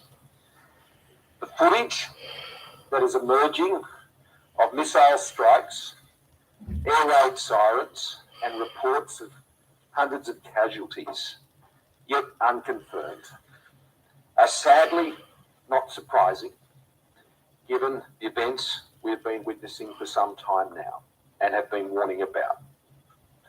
But even as these events continue to take place, we do call on the Russian government to withdraw and return Ukraine to a peaceful situation. We denounce what are unilateral hostile actions in Ukraine. Russia is flagrantly breaching international law and the UN Charter. Russia has chosen war. So we reiterate our staunch support, which I was able to convey to the Ukrainian Prime Minister last night, about their sovereignty and their territorial integrity. These acts are of great concern, I think, to Australians right across the country, but particularly the just over 40,000 Australians of Ukrainian descent. Earlier today, the Minister for Immigration and Multicultural Affairs met with community leaders from the Ukrainian community in Australia, some 18 of them, to hear from them directly, to answer questions about the arrangements Australia is putting in place. And I thank them for working closely with the government, and I thank them for their leadership in the community. As I said this morning also, I want to send a particular message to Australians of Russian descent. I know that they will also be feeling terrible about these events. Whether they're of Ukrainian descent or Russian descent, we're all Australians, and we thank them for their contribution to Australia, and we stand together with them as Australians. My message to those Australians who continue to be in Ukraine is to, where safe to do so, leave. We have been saying this for some time now. Australians in Ukraine who are unable to leave should shelter in place until it is safe to depart, to monitor smart travel advice for updates, and register their whereabouts on the Department of Foreign Affairs and Trade's online portal. It's important that they do this. We believe there's up to around an estimated 1,400 Australians in Ukraine, but that is not the number that we currently have registered formally through those processes. Australians in Ukraine who require consular support should call the Australian Government 24-hour Consular Emergency Centre on 1300 555 135. That number again, 1300 555 135, or here in Australia on +612 6261 3305 if you're outside of Australia. We will seek to provide support to the extent that we can in these exceptionally difficult circumstances. And I want to thank our diplomatic staff who remain in the region to do just that. Before Russia took these deplorable steps, Australia had already imposed autonomous sanctions against Russia, targeting both individuals and entities for undermining Ukraine's sovereignty and territorial integrity. And today, we have continued to go further, acting with our close partners, the United States, the United Kingdom, Japan, Canada, those in Europe, and NATO in condemning Russia's actions. Yesterday, I announced sanctions and travel bans. Yeah, take care, man. Thanks for being here. They will come into effect at midnight this evening. This council bears responsibility for the current phase of the invasion. Good night. Including President Putin's declaration regarding Donetsk and Luhansk. I've also announced financial sanctions, which mean Australian individuals and entities cannot do business with 5 Russian banks. And this was in addition to restrictions on Australians investing in the State Development Bank, VEB. We are now progressing at the second phase of those financial sanctions. The Acting Minister of Foreign Affairs, Senator Birmingham, has completed the process of applying sanctions to an additional 25 persons. This includes army commanders, deputy defence ministers and Russian mercenaries who have been responsible for the unprovoked and unacceptable aggression, and 4 entities involved in the development and sale of military technology and weapons. We are now moving to place restrictions on Australians investing in a further 4 financial institutions. There will be further waves of sanctions as we identify those responsible for these egregious acts, including, as I discussed this afternoon with the Department of Foreign Affairs and Trade, moving on around over 300 members of the Russian Parliament. We must ensure there is a cost for this violent, unacceptable and egregious behaviour. There must be a cost. As I said today, we firmly believed that because of the actions of Russia over many months to prepare for this, that it was unlikely that they would change course. But there always must be a cost for such reprehensible violence and the way this is being done in Ukraine as we speak. The government is also engaging with our partners and businesses to make sure we're mitigating risks to critical supply chains, and we'll continue to work closely with Australian business to manage those risks. In briefings received this afternoon, we have still no evidence of any state-sanctioned cyber attacks on Australian assets here, but I thank the corporate community for the preparations that they've been undertaking and working with the Australian Cyber Security Centre to prepare themselves. I want to assure you that Australia stands ready to support internationally coordinated action to respond to any price or supply shocks in energy markets. But right now, our thoughts are very much with those in Ukraine, those who are enduring a terrible invasion as the bombs fall and the shelling continues and the bullets are fired as special forces from Russia are moving towards Kiev and tanks are rolling in all around their borders. This is a chilling reminder of the world that we live in, and we're to seek their own advantage. This minded countries, those who believe in a world that favours freedom, need to stand together and need to ensure we have the proper defences and security arrangements to keep our own people safe.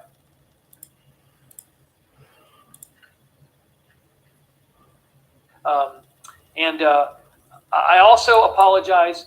I know that people have been sending in messages. I'm sure you guys saw stuff that was important and that was interesting that I never got to. It's just been so nonstop that I kind of just have to just keep pushing stuff out there. And I didn't get to read comments and check your messages nearly as much as I wanted to. So it's just the nature of the stream. I just haven't really had much time to do it because there's been so much going on. So I really appreciate all the messages.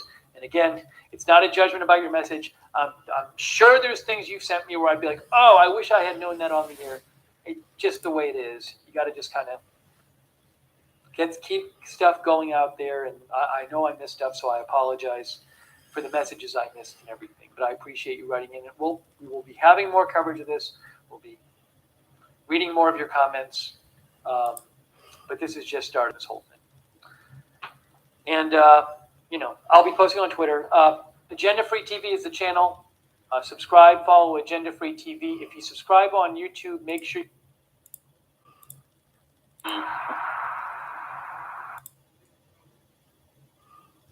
abusing its power to attack its neighbor and subvert the UN.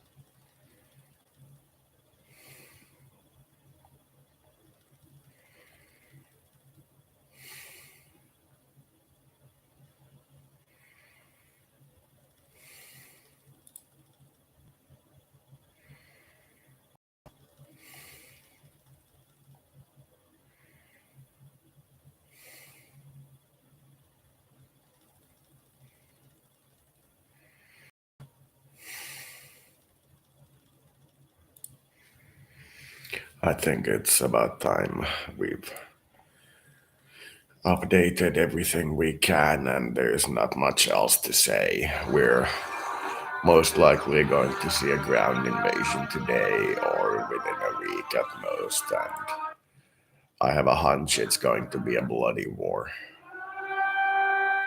Air raid sirens in Kiev and explosions reported across Ukraine after Russian President Vladimir Putin announces a special military operation in the country. President Volodymyr Zelensky calls on people to stay calm and stay at home, while his foreign minister warns the future of Europe is at stake.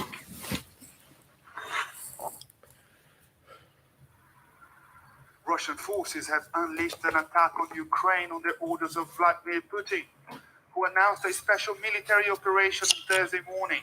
The Russian president ordered his forces to protect Russian people in the Donbas region and demanded Ukrainian forces lay down their arms.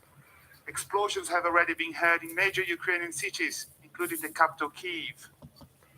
US President Joe Biden announced there will be consequences, saying the world would hold Russia accountable for its actions, and the people of the entire world are with the people of Ukraine. They suffer an unprovoked and unjustified attack by Russian military forces. In a bid to justify the attack, Putin claimed a hostile anti-Russia is being created on historic lands.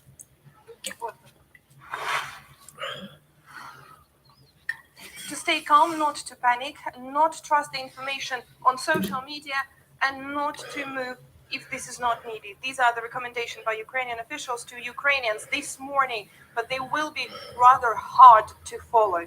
Now, some minutes ago, we heard sirens going on here in central Kyiv. This is the Independence Square in Ukraine's capital. This is the night when most of Ukrainians did not sleep, fearing for the worst possible scenario. Those who did get some sleep woke up very early in the morning, around 4 or 5 o'clock, with the phone calls by their relatives, by the family, who told them about the explosions that they hear or see next to the big cities in Ukraine. For the moment, the authorities here are saying the situation is hard, but they're again asking the population not to panic and to trust only the official sources. Sasha Vakulina, Euronews, Kyiv. Russian President Putin announced on television that a military operation was underway in Ukraine. He said special operations were being carried out in the Donbas region, but that Russia doesn't intend to occupy Ukrainian territory. Fears of an imminent offensive had earlier been heightened by the Kremlin after claiming rebel leaders in eastern Ukraine had asked Russia for military assistance against Ukrainian aggression. Ukrainian President Volodymyr Zelensky rejected Moscow's claims that his country poses a threat to Russia, and he pleaded for peace. I sought a telephone call with the president of the Russian Federation. The result? Silence. At midnight local time, Ukraine went into a state of emergency, giving the government extra powers, including bringing in curfews. It's also ushered in a law allowing residents to carry firearms. Kiev also called for an emergency meeting of the United Nations Security Council on the basis it feared an immediate threat of a Russian invasion. But while the meeting was going on, with an opening plea from Secretary General Antonio Guterres for Russia to give peace a chance, Putin was on television addressing the Russian people. One thing to say from the bottom of my heart. President Putin, stop your troops from attacking Ukraine. Give peace a chance. Too many people have already died. Trying to second-guess President Putin's intentions have kept world leaders occupied.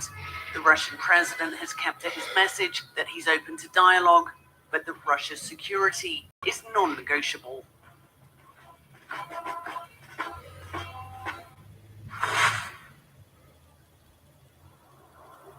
The US is slapping sanctions on the company that has built the Russia to Germany Nord Stream 2 gas pipeline. It follows Germany's own move, saying it will suspend the controversial project indefinitely. It's in response to Russia's recognition of rebel-held areas of East Ukraine. Our German allies, yesterday, took resolute action to ensure that the Nord Stream 2 pipeline, what had been a prized $11 billion investment on the part of the Russian Federation, is suspended indefinitely. And as you have just seen, President Biden today authorized sanctions on Nord Stream 2 AG and its corporate office holders. The pipeline, owned by Russia's state-backed energy giant Gazprom, runs from Western Siberia to Germany, doubling the capacity of the already in use Nord Stream 1 pipeline. When on stream, it would be a major source of revenue for Moscow. However, that now looks unlikely. Meanwhile, the European Union has adopted its package of sanctions. They target key members of President Putin's inner circle and top businessmen. The individuals will be barred from travelling to the European Union, and their financial assets will be frozen. EU leaders are to hold an emergency summit in Brussels today to discuss the Russia-Ukraine crisis.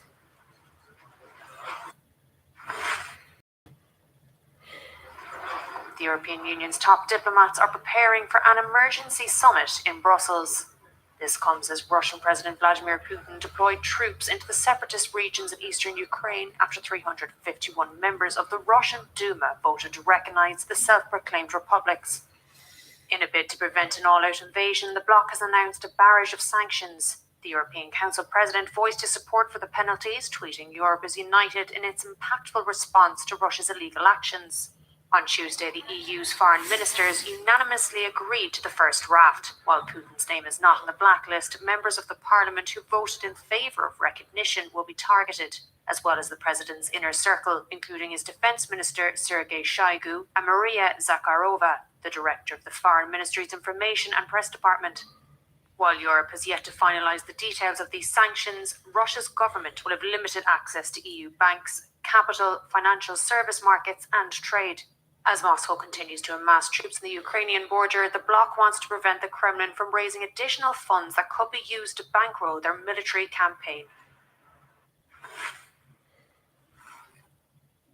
An emergency meeting of all heads of state and government from EU member states is happening tonight in Brussels at 8 o'clock to discuss the sanctions formally announced by the EU in relation to Vladimir Putin's recognition of two breakaway states in eastern Ukraine.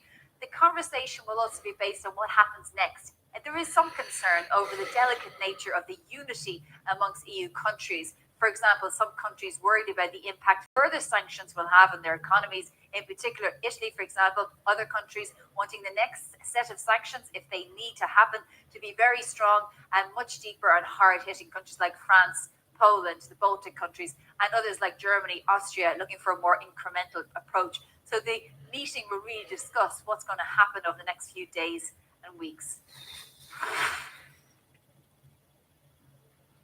This is Donetsk, a border town in the Rostov region in Russia. This sign says Ukraine 6 kilometers. After the decision of Vladimir Putin, it will most likely change soon. Here in the Russian city Donetsk, life goes on as usual. Locals seem not to be surprised by Russia's decision to recognize the self-proclaimed Lugansk People's Republic, which is within walking distance from their homes. Неизвестно, что оно будет. Останемся мы живы или нет. Так что It's not known what will happen, whether we will stay alive or not. So we don't want war. We don't need war. Well, I think that Putin made the right decision. And now people will be protected. There will be no such war. I think. As they are now shelled endlessly. Poor people. For 8 years. We are waiting for peace, both in their Donbass and here, because we are Russian brothers, so everything will be fine. It will be better than it was.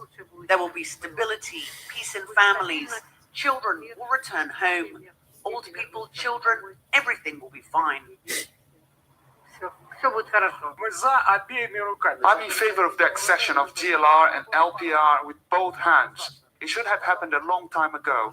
That's for sure, because Russian people live there. And I myself lived there for 20 years. But I had to leave due to all these idiotic events. And now I'm very glad that they have returned to our homeland. 73% of Russians support the decision of Vladimir Putin to recognize the independence of the separatist republics, according to a recent survey by Russia's state pollster ЦИОМ. Some were undecided and only 16% said they disagree. Galina Polonskaya, Euronews from Rostov region.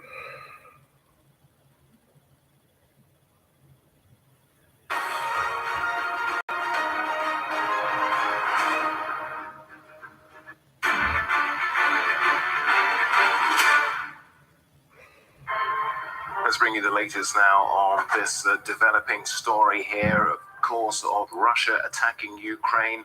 Let me just go through the timeline here as we show you pictures from the Ukrainian capital, Kyiv, this morning, waking up to the sounds of blasts along the city. Not only, of course, in the capital, there have also been news and reports of attacks in a number of other cities. Let's just go through what we know so far in a televised address as the attacks began. The Russian President Vladimir Putin warned other countries that any attempt to interfere would lead to consequences you have never seen in history. The US president was fast to react. He declared that the world will hold Russia accountable. NATO's Secretary General Jens Stoltenberg condemned Russia's actions as a violation of international law and a threat to European security. As for Ukraine, of course, the president and the foreign ministry have both been speaking. The foreign ministry said that Russia's intent was to destroy the state of Ukraine. We should also remind you, of course, this week is as part of those significant developments. The Russian president earlier this week said that he didn't recognize Ukraine as a sovereign state. In his televised announcement just a few hours ago now, he said that this was a special military operation. He spoke of denazifying Ukraine, of course, and said also that the military operation was needed to protect civilians in the east of the country, a claim that the United States had predicted he would falsely make to justify an invasion. Well, let's return to the timeline of events now as we know it, because always in a conflict there are always claims and counterclaims.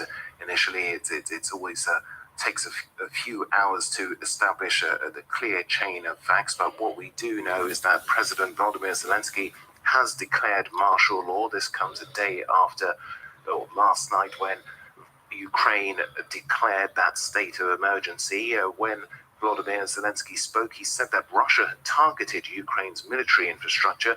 Ukrainians who had long braced for the prospect of an assault while never knowing precisely when it would come were urged to stay at home and not to panic, even as the country's border guard agency reported an artillery barrage by Russian troops from neighboring Belarus. Of course, Russia and Belarus have been carrying out those joint military actions over the last few weeks as part of what the United Thank States you have for watching. said as God part of help us the all. Russian disinformation campaign. Of course, we reported when